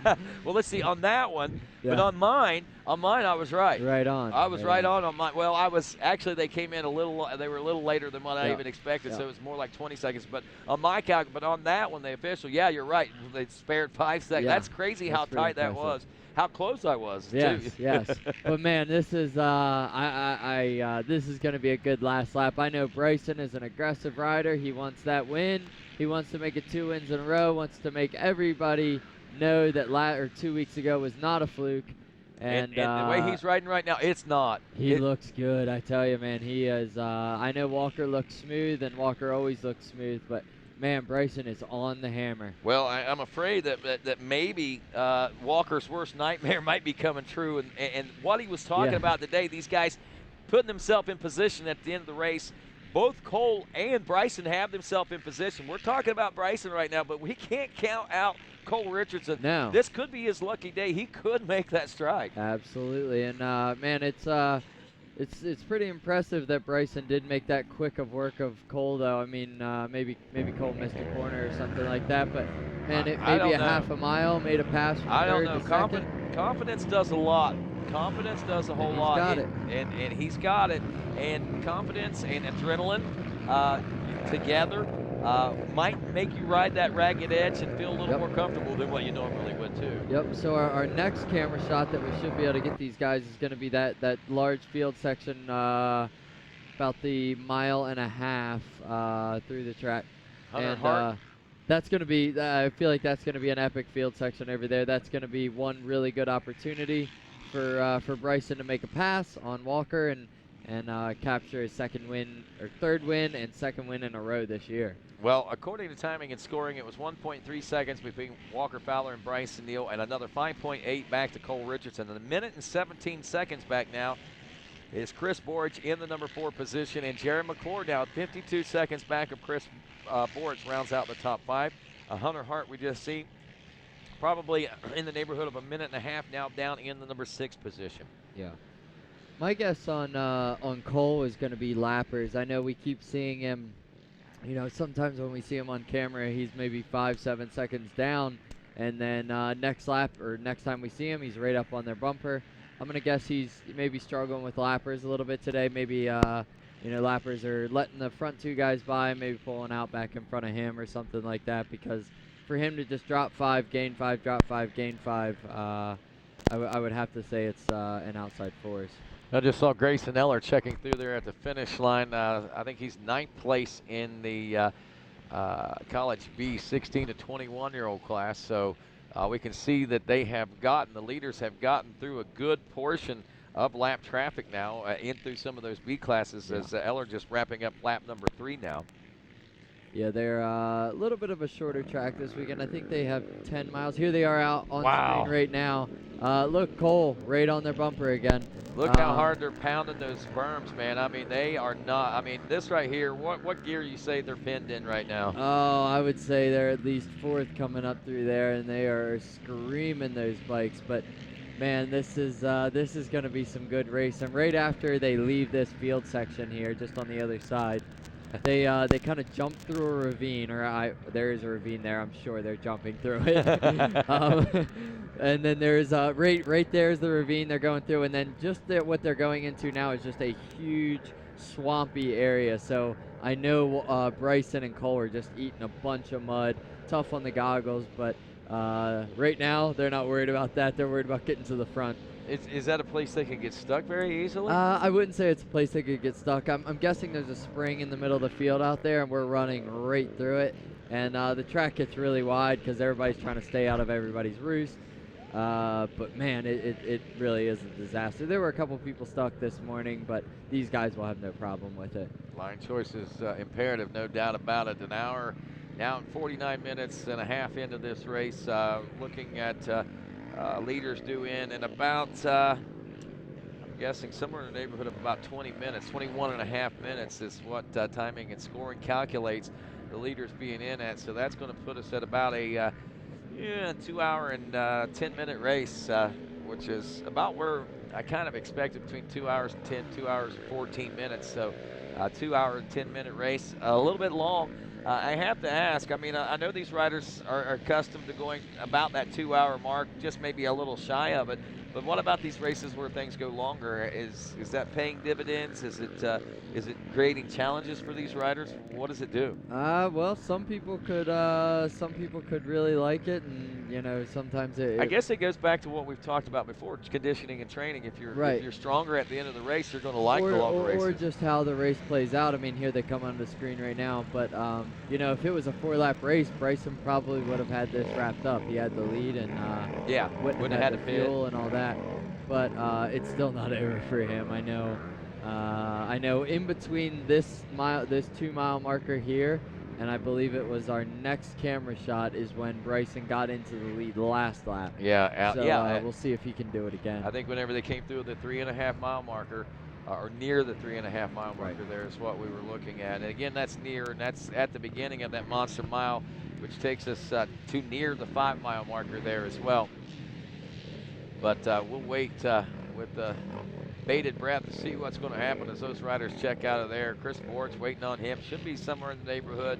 I'm guessing now he dropped to a 27:38 lap time, and I don't know if that would be because he just pretty much gave up on the fact that he couldn't keep these guys on pace, or whether these guys are just that much stronger here in the latter part of the race. Well, I'd say it might have been a little bit of both. I mean, he was 40 seconds down. He was staying consistently 40 seconds down, and he had a consistent 40 to 50 to even a minute lead over McClure. Odds are when the white flag's out, or even the 2-lap card's out, and you're still a minute behind this raging pack of wolves running through the woods, you're probably not going to catch them. So it may be a good idea to back her down and make sure you finish where you are. Save equipment, save your body. Yeah, right, that makes sense. Exactly. Make sure you don't lose any more positions and drop further. Go on to fight live to fight another day, so to speak, type thing. And I'll tell you, man, Chris Bort's certainly got plenty of fight left in him. There's no doubt. Oh, there he well, was. that was him there. So we probably should be looking at seeing, we're out near the 1.5, so we'll just be watching some general traffic flow through here right now and see what the pack is looking like. I mean, really, things are starting to get spread out as this race wears on. And if you heard me, paid attention to the deficits and stuff. I mean, we were looking at 1 and 2 and 3 minute deficits for some of these guys out here. Yeah, there's definitely some gaps. I think we see that sometimes, or a lot of times when it is such a fast track. I think we go to, say, our next race in 3 weeks from now is at Snowshoe, the infamous Snowshoe. I think we'll see a lot closer racing there. Bit more of a, you got to be more smart rather than just super fast. And I think it really closes the gaps between everybody. Yeah, one thing to point out, traditionally Snowshoe GNCC is the race that we have right before the summer break, but we've actually got another one scheduled to make up to the Big Buck GNCC, July 6th and 7th in Dunker, PA, which is literally about 15 minutes from the Mason-Dixon GNCC. So if you haven't marked that on your schedule, be sure to do so. Also go on to GNCCRacing.com for more details and information about that. Also to find out about the ISDE Golf Tournament fundraiser for Team USA and Snowshoes GNCC University. More details there. You can also call the Snowshoe Mountain Resort to reserve your place in GNCC University at Snowshoe. Yeah, I know back in the day when they first started that, I actually did that for 2 years as a kid. I was going to say, GNCC University. did you really? Yeah, I got taught by Well, Walker Fowler even. Yeah, I mean, that was when he was just becoming a pro. There we have Adam go on screen, but and then a couple years later, I'm racing the guys. I'm racing all the guys. So definitely a very, very cool thing. Pretty impressive. Now look at this. There is the track map. That's what we're seeing. That's the timing and scoring that we're talking about. We just saw Walker Fowler. Oh, here we go. Bryson Neal in the lead at, I'm guessing, 3.5 mile marker. Bryson Neal has gotten back around Walker Fowler and is in the lead. I told you this was going to be a dogfight. I knew it. And you called it. You said this section is where it happened a lap ago. So there's some place out there that Bryson has got this racetrack dialed in, and he has been able to do it 2 times on Walker Fowler to move into that position. So here we are, and now we're at the position where we start to ask the question, you know, we know that Bryson Neal is willing to push the limits. We know that Bryson Neal is feeling very confident. We know that Bryson Neal wants to go back-to-back wins right now. But what we don't know is Walker Fowler, does he want that 5th win here at Tomahawk GNCC that bad? Is he going to push that envelope? Is he going to push that envelope hard enough to get win number 50 here today as far as his all-time wins record is concerned? Or is he going to play it the smart champion and not overexert himself and put himself in a bad situation? Is the risk worth the reward? And at this point, can he settle that all out in his mind heading toward the finish? I mean, right now, from us looking back, if I was in his pits, I would say, Walker, don't take any unnecessary chances. You've got the points lead, and that's what we got to be concerned about. The championship is the big deal. Win number 50 will be coming. But, of course, we also know that there is the heart of the racer beating inside of Walker Fowler, and it's going to be hard to tame that one. Yeah, he certainly doesn't want to lose any more races. And another thing that I really think people are going to notice, you know, Cole Richardson and Bryson Neal both checked out at that last race, and they both battled for the win. But Walker was never really there all day. Now Walker's there today, and he may still be able to get him. Yeah, and that's impressive. Okay.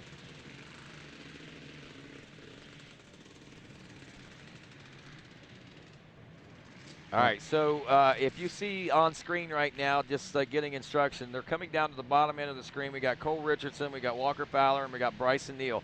Now they're going to make this hard right, and they're going to start working their way back up. Up here close to where the track starts to meet is where we're going to see the 5-mile markers. You see the cursor making its way in.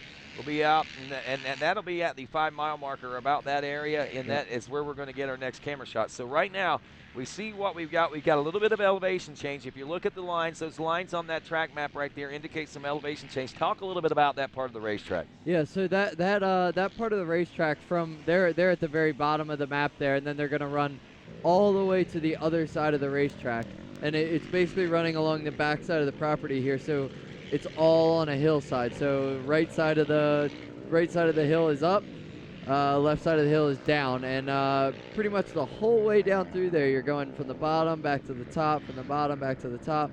So a lot of elevation change, a lot of off cambers, and also seems to be a lot of passing opportunities. So we'll see whether or not Fowler is able to capitalize on that, or maybe Cole Richardson again. You never know. Cole's not out of this. No, he is 100% not. And you know, he always, and I'll say this, and I hate it this way, but he always flies under the radar, and it's hard to believe that he's flying under the radar whenever he's right there in the mix and battle of these top 3 right here. But I mean, it's just funny the way the camera angles work and stuff. You don't see him every time. So, but he's right there. And don't count out the Cole train. He is rolling Cole here today. There is no doubt about it. Full steam ahead. This race is far, far from over. Walker Fowler could still win this one. Bryson Neal in the lead could still go back-to-back and win. And like we said, Cole Richardson in the position to win. That's what Walker Fowler talked about. These guys are learning and figuring out, getting themselves in the position to win.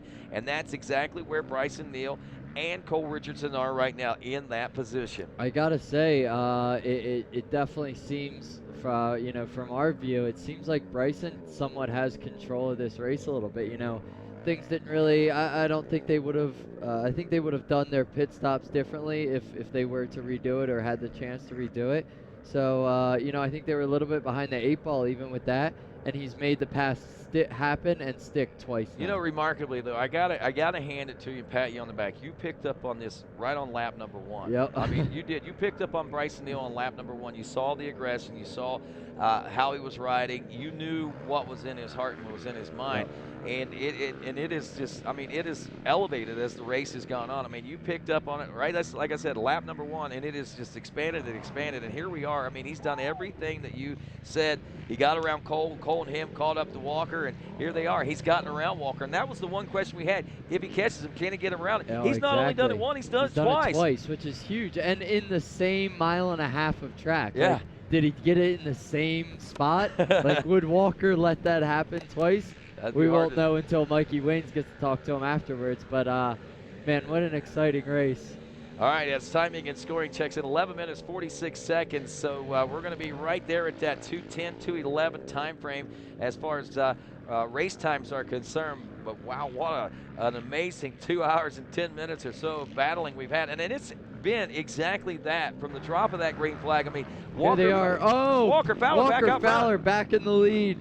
Bryson Neal has dropped to second. So there must be some real option lines out there. But I tell you, if they keep taking these, because I'm sure they're all over the track trying to find a way around, and that could be the perfect opportunity for Cole Richardson to stay right in the main line and run his train right into the lead.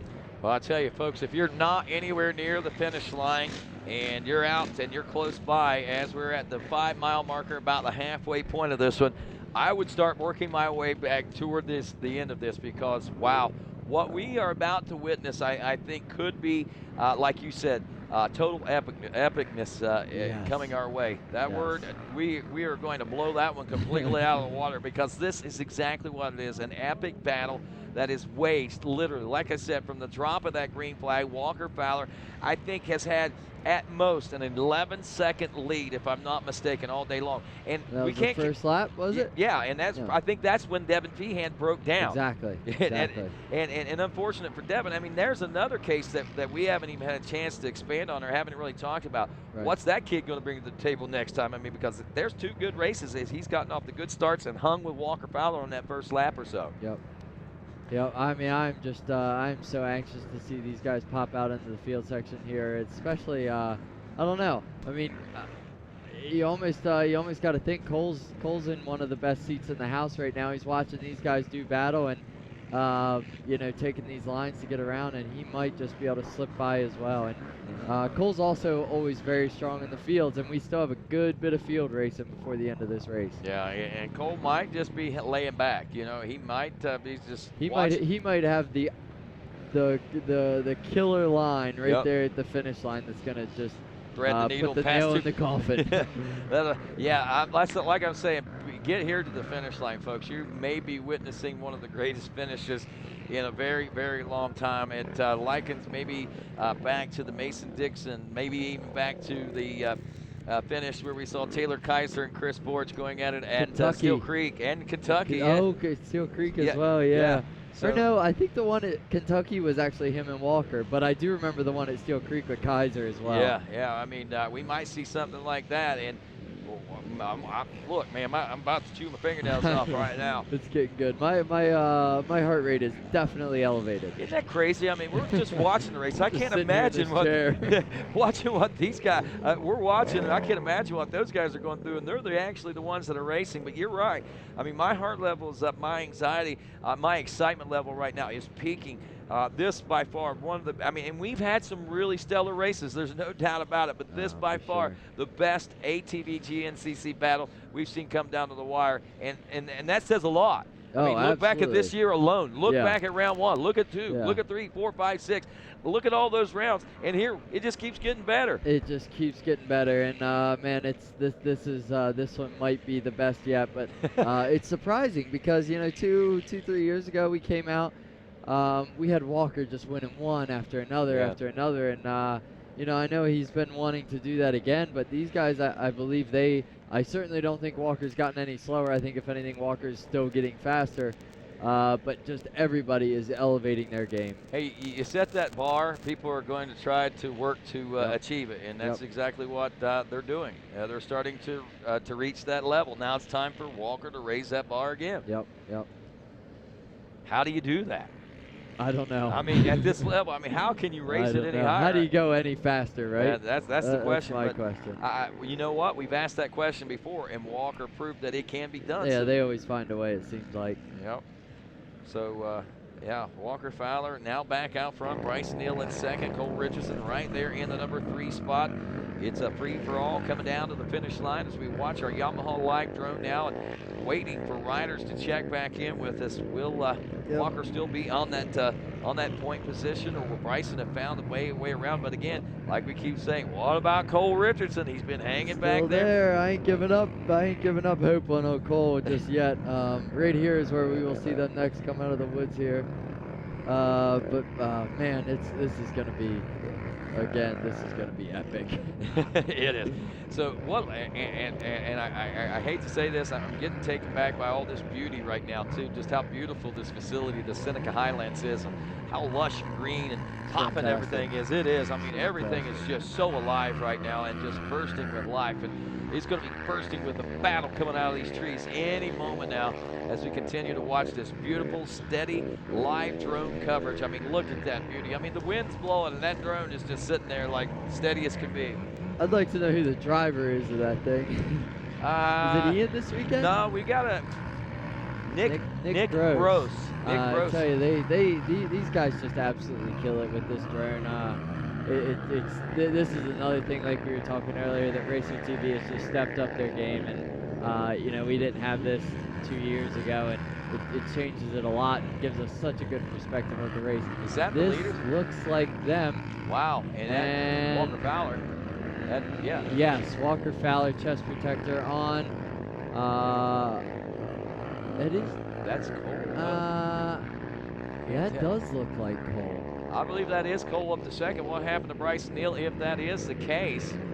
Definitely Walker up front. Yeah. And that definitely looks like Cole in the number 2 spot. He's got those gauntlets on. Yeah. But where is Bryson Neal?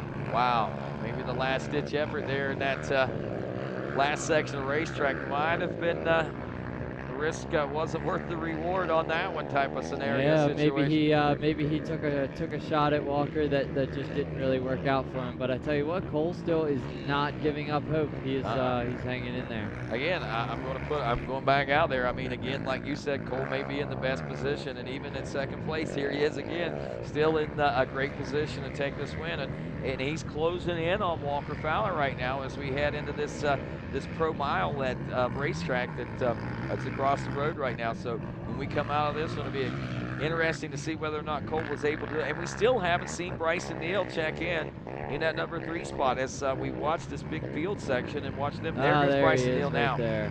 I'm going to have to say he's a good 20 to 25 seconds behind these guys right now. Yeah, he needs to just settle in and ride that machine to the finish line because he is not going to catch those leaders. Wow, what a I guess I shouldn't say that, but chances are slim. Right, chances are slim, but and look, he's using the outsides of the racetrack, the smoothest parts of the line, so obviously, I mean, he's still, I think, pushing right now, but that's not the aggression we saw Bryson right with just a half a lap ago. Right. Now these guys are, and he knows. I know. I would guess he took a shot at the lead and it just didn't pan out. But it's one of those things. that might be the experience thing coming back. I mean, I know Walker talked about they're there at the beginning, but you got to be there at the end, and unfortunately Bryson is not there at the end. And you got to have your places picked out toward the end, and sometimes they pay off and sometimes they don't. I mean, it's pretty interesting to know each rider's individual scenario and game plan going into these races. But you talk to Barry Hawk and a lot of those guys from years gone by. Barry and those guys in the last couple of miles, they paid more attention to the last mile of racetrack, probably the half mile of that racetrack, because that's where they wanted to make those passes that's where you need to know the trail the best. And I would imagine these guys probably play that game just equally as much too. But Walker Fowler, again, experience paying off as he maintains at least the lead position right now. They have dropped Bryson Neal, and it's Cole Richardson and Walker Fowler nose to tail as we battle here now toward the end of this lap. We are due in less than 3 minutes, so we should be getting a shot and a sight of the number 1 and the number 5 here shortly. And we'll be able to find out whether or not Cole Richardson was able to close that gap up on Walker, as it looked like he was beginning to do. And again, closing the gap up and making the pass are two totally different beasts and animals, as we well know. But here we are trying to find out if it's capable of happening. We saw Bryson do it twice there. We know that Walker's able to be passed. I mean, it's doable. It's doable. Another thing is, I'm gonna say this race is gonna be done just in time. The sun has gone away. The dark clouds are somewhat starting to move in. It's starting to chill down a little bit. Yeah, I actually just got a little bit of the chills. Is that them right there? It is. That's just a lapper there in front of Walker, and it is Cole Richardson right there. It screwed up a little bit there in that left-hander, but man, he's still there. He's still there. He's still got the chance. Well, here we go to the final stretch. Is these big, long switchbacks, these big sweeping turns. Whoa, Walker Fowler all over the place. That track is getting rough, and look at that, a little banner there in Cole Richardson's machine. He was able to look at that. Look at him. He is using the track. He knows it is now or never. Wow, trying to get every bit of traction he can. Walker Fowler doing the same thing. You can hear him out here, outside of the booth here. They are. Oh no! Man, that right there was probably some time there. Yeah, that might have been what lost it for Cole Richardson. If he had a chance to make that pass, he might have just slipped away. But look, he is not giving up. He is not giving up. He is still on the throttle. Walker Fowler may have thought he had a little breathing room, and now starting to realize that breathing room's starting to shrink back up. As here we go. Man, you can hear them outside the booth here. It sounds right like down thunder. Here. They are right here. They're making that hard right-hand turn. They're going to go up this long hill. Got a nice little drive up the hill here. They're gonna pop into these woods here for just, I don't know, maybe quarter mile. They're gonna jump in the woods, and then here in no time they're gonna be jumping right back out just up the hill from there. Well, I think that Cole Richardson might have lost the track ribbon there as he went into the woods section, but he has still not lost the heart. He's not lost the sight of Walker Fowler as we disappear into this last wood section before the final stretch and this closing chicanes into that checkered flag reach and the finish line, if you will, as Walker Fowler leading now Cole Richardson, as Cole Richardson looking for win number 1 here in 2019 and try to stop Walker Fowler, but it looks like Walker Fowler's drive for 5 might still be alive here at the Tomahawk, and win number 50 may be on the horizon, folks, as we wait for the number 1 and the number 5 to make their way out of this final wood section and get those final few turns of battle out of the way. They are right there. They are. Walker Fowler. Cole has definitely got some time to make up if he's gonna make this pass here in the last corner, but I just don't know if it's gonna happen. Well, here we go into the finish line chicanes. Walker Fowler leading the number 5 of Cole Richardson in one of the most epic battles in GNCC history, but Walker Fowler does it. It's win number 50 for Walker Fowler as he takes his 5th win here at the Dunlop Tomahawk GNCC. What a race. Wow. Wow, that was right there. We just witnessed history right there, my friends.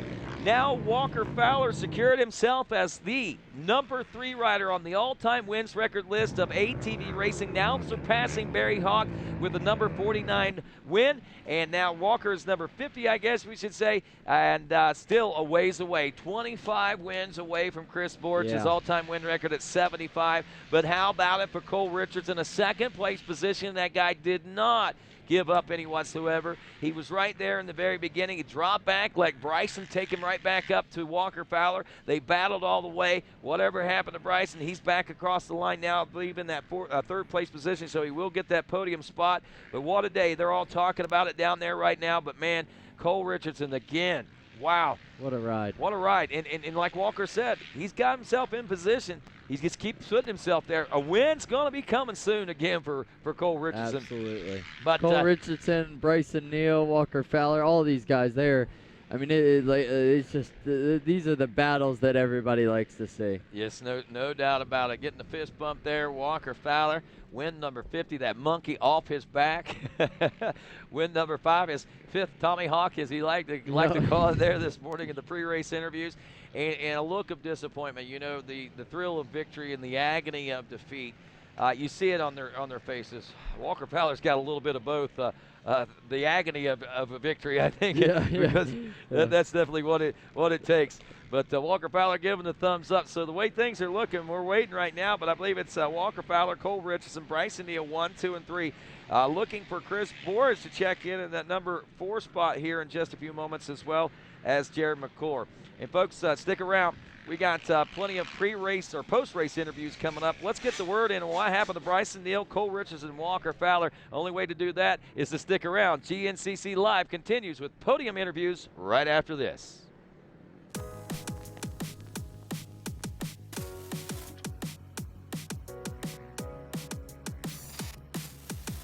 This week in Yamaha history. The 2010 Mountain Ridge GNCC in Somerset, Pennsylvania was a wet one as GNCCs go.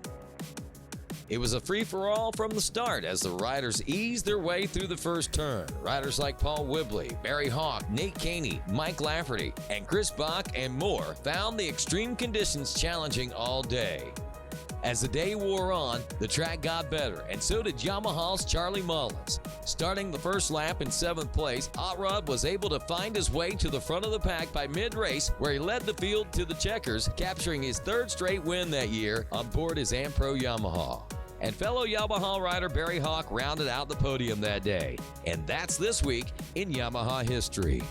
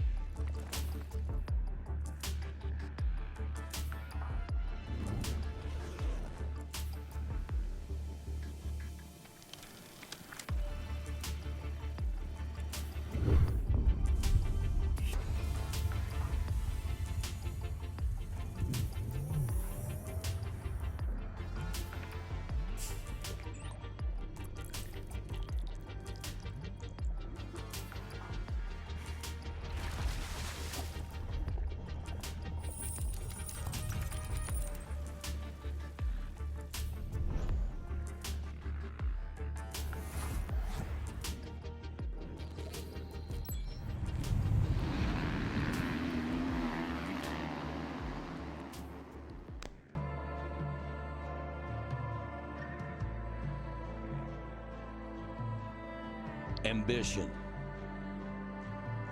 aspiration, hope. Check 1, 2. Check 1, 2. Design, plan, objective, and desire. All words used to describe the word dream. Dreams drive us to become the best we can, and sometimes drive us to be the best ever.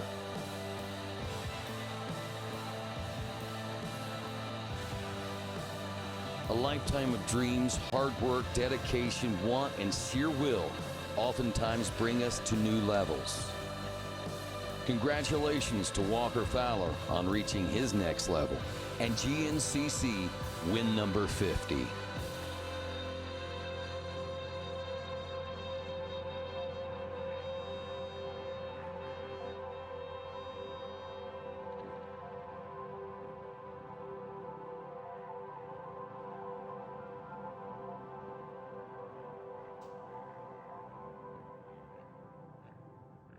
And welcome back to GNCC Live. Well, here we are, the finish.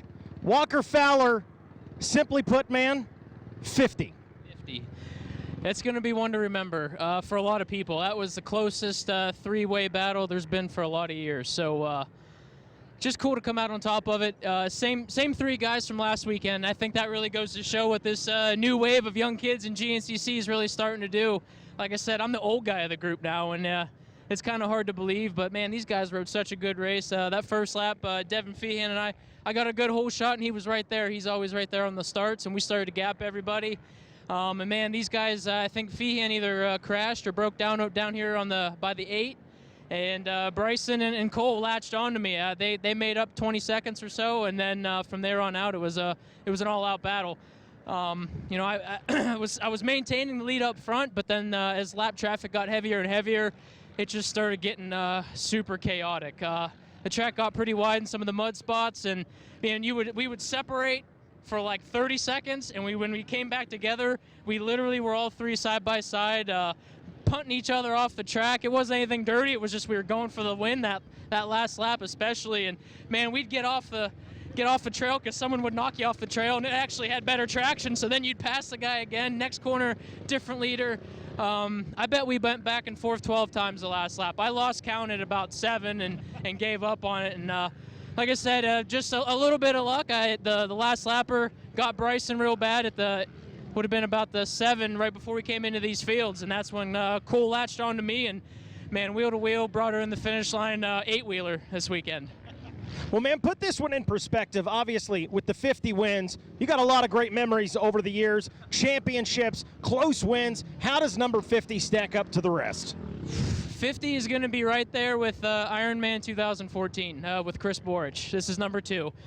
Nothing will ever beat that race. That was incredible, but man, I tell you what, as far as a nerve-wracking, just wheel-to-wheel, bar-to-bar for us fans especially, undefeated here at the Tomahawk, 50 wins, just a cool day. As bad as last week went, this week went just that much better. There you go, my friends. With his 50th win here, Walker Fowler. Wow, man, I'm sorry. I just got caught up in the moment right there. And congratulations, Walker. Most definitely witnessing every one of those 50 wins. I'm getting goosebumps right now. On our road to greatness, no doubt. He is on the road to greatness. There is no on the way. He is now 3rd on the all-time wins record. Win number 50, as we said, puts him now 25 wins away from Chris Borich's 75 win record. We also got about 17 or 18 wins to get up to Bill Balance. I believe it's 68, 67 wins in there. And with that, wow, what a historic and great day. And like Walker pointed out, one of the greatest three-way battles I've seen in recent history, a long time anyway, that there's been 3 going at it this long throughout the course of the race, and bringing it down like that, a heartbreaker. At least 12 lead changes is what they were saying, or at least Walker was thinking out there, but just phenomenal racing. No doubt a great race to watch. If you were here trackside and you were able to witness this one, you certainly saw some of the greatest battles you'll ever witness firsthand. If you were watching at home on Racer TV, you just witnessed history. And Cole Richardson playing a big part of the history today, and he's with Mikey Waynes at the finish line right now. Thanks, Rodney. Yeah, Cole Richardson, man, we know what you're looking for. You're looking for those wins. You just watched Walker Fowler take his 50th. You're fighting with Bryson Neal. You're in the number 3 spot. You're able to pull off 2nd here today. Talk to us about this Dunlop Tomahawk. For some reason we didn't get off to a great start, but we was able to make some good passes right before we went in the woods, and I was sitting about 5th or 6th, and then I knew Walker was out front, and that's never a good day to start that way. So, I made some real quick passes, worked my way up, got around Borich, and, really tried to hammer down. And I got Walker in sight, and then, not too long, Bryson was behind me. He made his way through. He caught me, and I was like, all right, if he caught me, he can bring me to the front. We can catch Walker, and we're going to see what happens from there. And, he rode in Walker, and we was all back and forth all day. And I was sitting mainly 3rd, and didn't really have anywhere to go. When those guys are battling, they're taking, every line to the left and right, in and out. And the only thing I could have hoped for is, them to either get, tangled together with a line or, lapped riders. And, Bryson got to the lead, and the lapped rider actually kind of, screwed him there. And me and Walker got by, and, I just couldn't make it happen. They didn't come together for you here today, Cole, but Walker has alluded to it, yourself as well as Bryson, this kind of new blood that's coming in, and you got to feel good about heading into the rest of the season. Yeah, any day on the podium, is a good day. Everybody out here is really fast, and, it just takes someone to have a good day. But I'm just trying to keep consistent, be on the podium every weekend. And, we got 2 seconds and lost the win by probably a second or 2 both races. So, definitely hungry for the win. We did it once. Just got to figure out how to do it again. There you go. Cole Richardson taking 2nd place here today. All righty, congratulations to Cole Richardson. Man, it's coming. There is no doubt about it. He's got a win coming in pretty soon. There's the battle to finish there, I believe, of the XC2 class battles that we were talking about earlier. Let's check in with that real quick.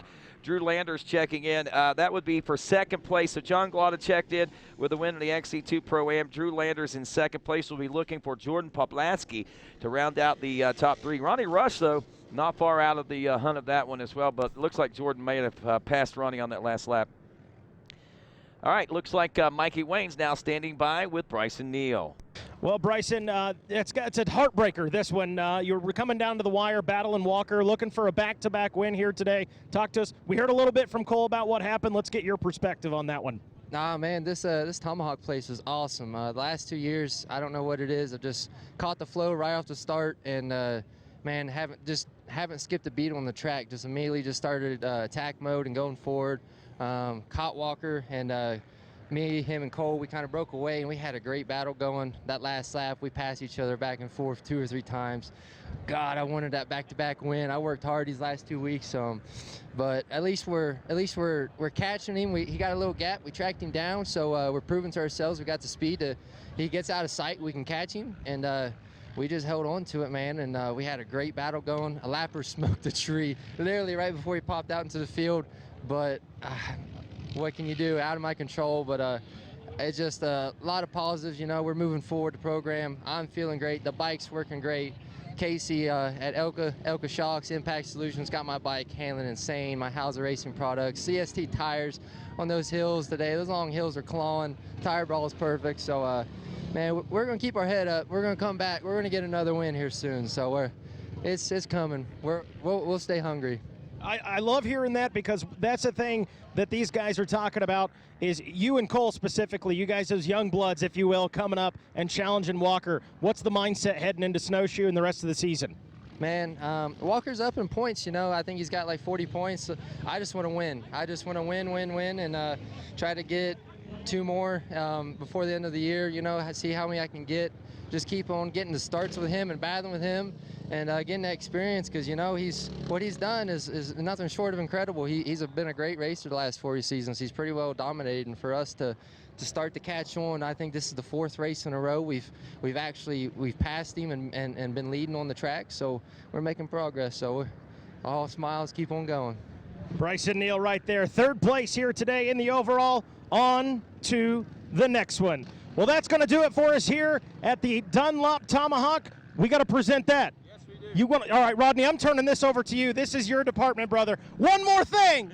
That's right. Thanks a lot, Mikey Wayne. Says we bring Walker Fowler over here, and I'll tell you what, Walker, it's been a real honor. It's been an amazing, just being in your presence been amazing, man. Watching you go from a little kid on 2-wheel motorcycles into that first youth ATV race of the new era, and into this right here, what we call now win number 50, an amazing feat for you. And on behalf of us here at Racer Productions, the GNCC, and of course your Yamaha Blue Crew family, we present you with this commemorative trophy for your 50th overall win. Congratulations, Walker Fowler. Awesome, thank you so much, and definitely want to thank my mom, my dad, my awesome mechanic Mark Notman, and even before that, Brock Booth. He helped me get 3 wins with the Balance Racing team before I made my actually wait over to the AM Pro Yamaha team, and then as WFR as we know it now. So Randy Hawkins as well, just Bill Balance, like I said, all those guys, Taylor Kaiser, Johnny Gallagher, Brandon Summers, Mark when he was still racing. These are the guys that helped get me from the youth ranks onto 450s, showed me the ropes, kind of getting me in line with the Yamaha deal. And Donnie Luce, Steve Nessel, Keith McCarty, man, Mike Guerra, all the guys at Yamaha, thank you guys so much for believing in me, and all 50 have been on a Yamaha, baby. No doubt about it. Walker, congratulations to you, and I'm sure there's a lot more that's still to come, my friend. Absolutely, and just want to thank GNCC for bringing back youth racing in 2004, and man, it's alive and well, and it's awesome to see all these kids following in my footsteps. Today's a great example. No doubt about that. A very good example. And that's going to wrap it up as far as this Dunlop Tomahawk GNCC is concerned. And win number 50 here today for Walker Fowler. No doubt about it. A huge milestone now, placing him 3rd on the all-time wins list of ATV racing. And, of course, who knows where it's all going to end. And, of course, we'll be back again tomorrow. Be sure and check in with us around 2 o'clock, of course, or 1 o'clock, as we'll get the two-wheel action underway. On behalf of Mikey Waynes, Landon Wolfe, and all of us here at RacerTV.com, I'm Rodney Tomlin. Have a great day, everybody.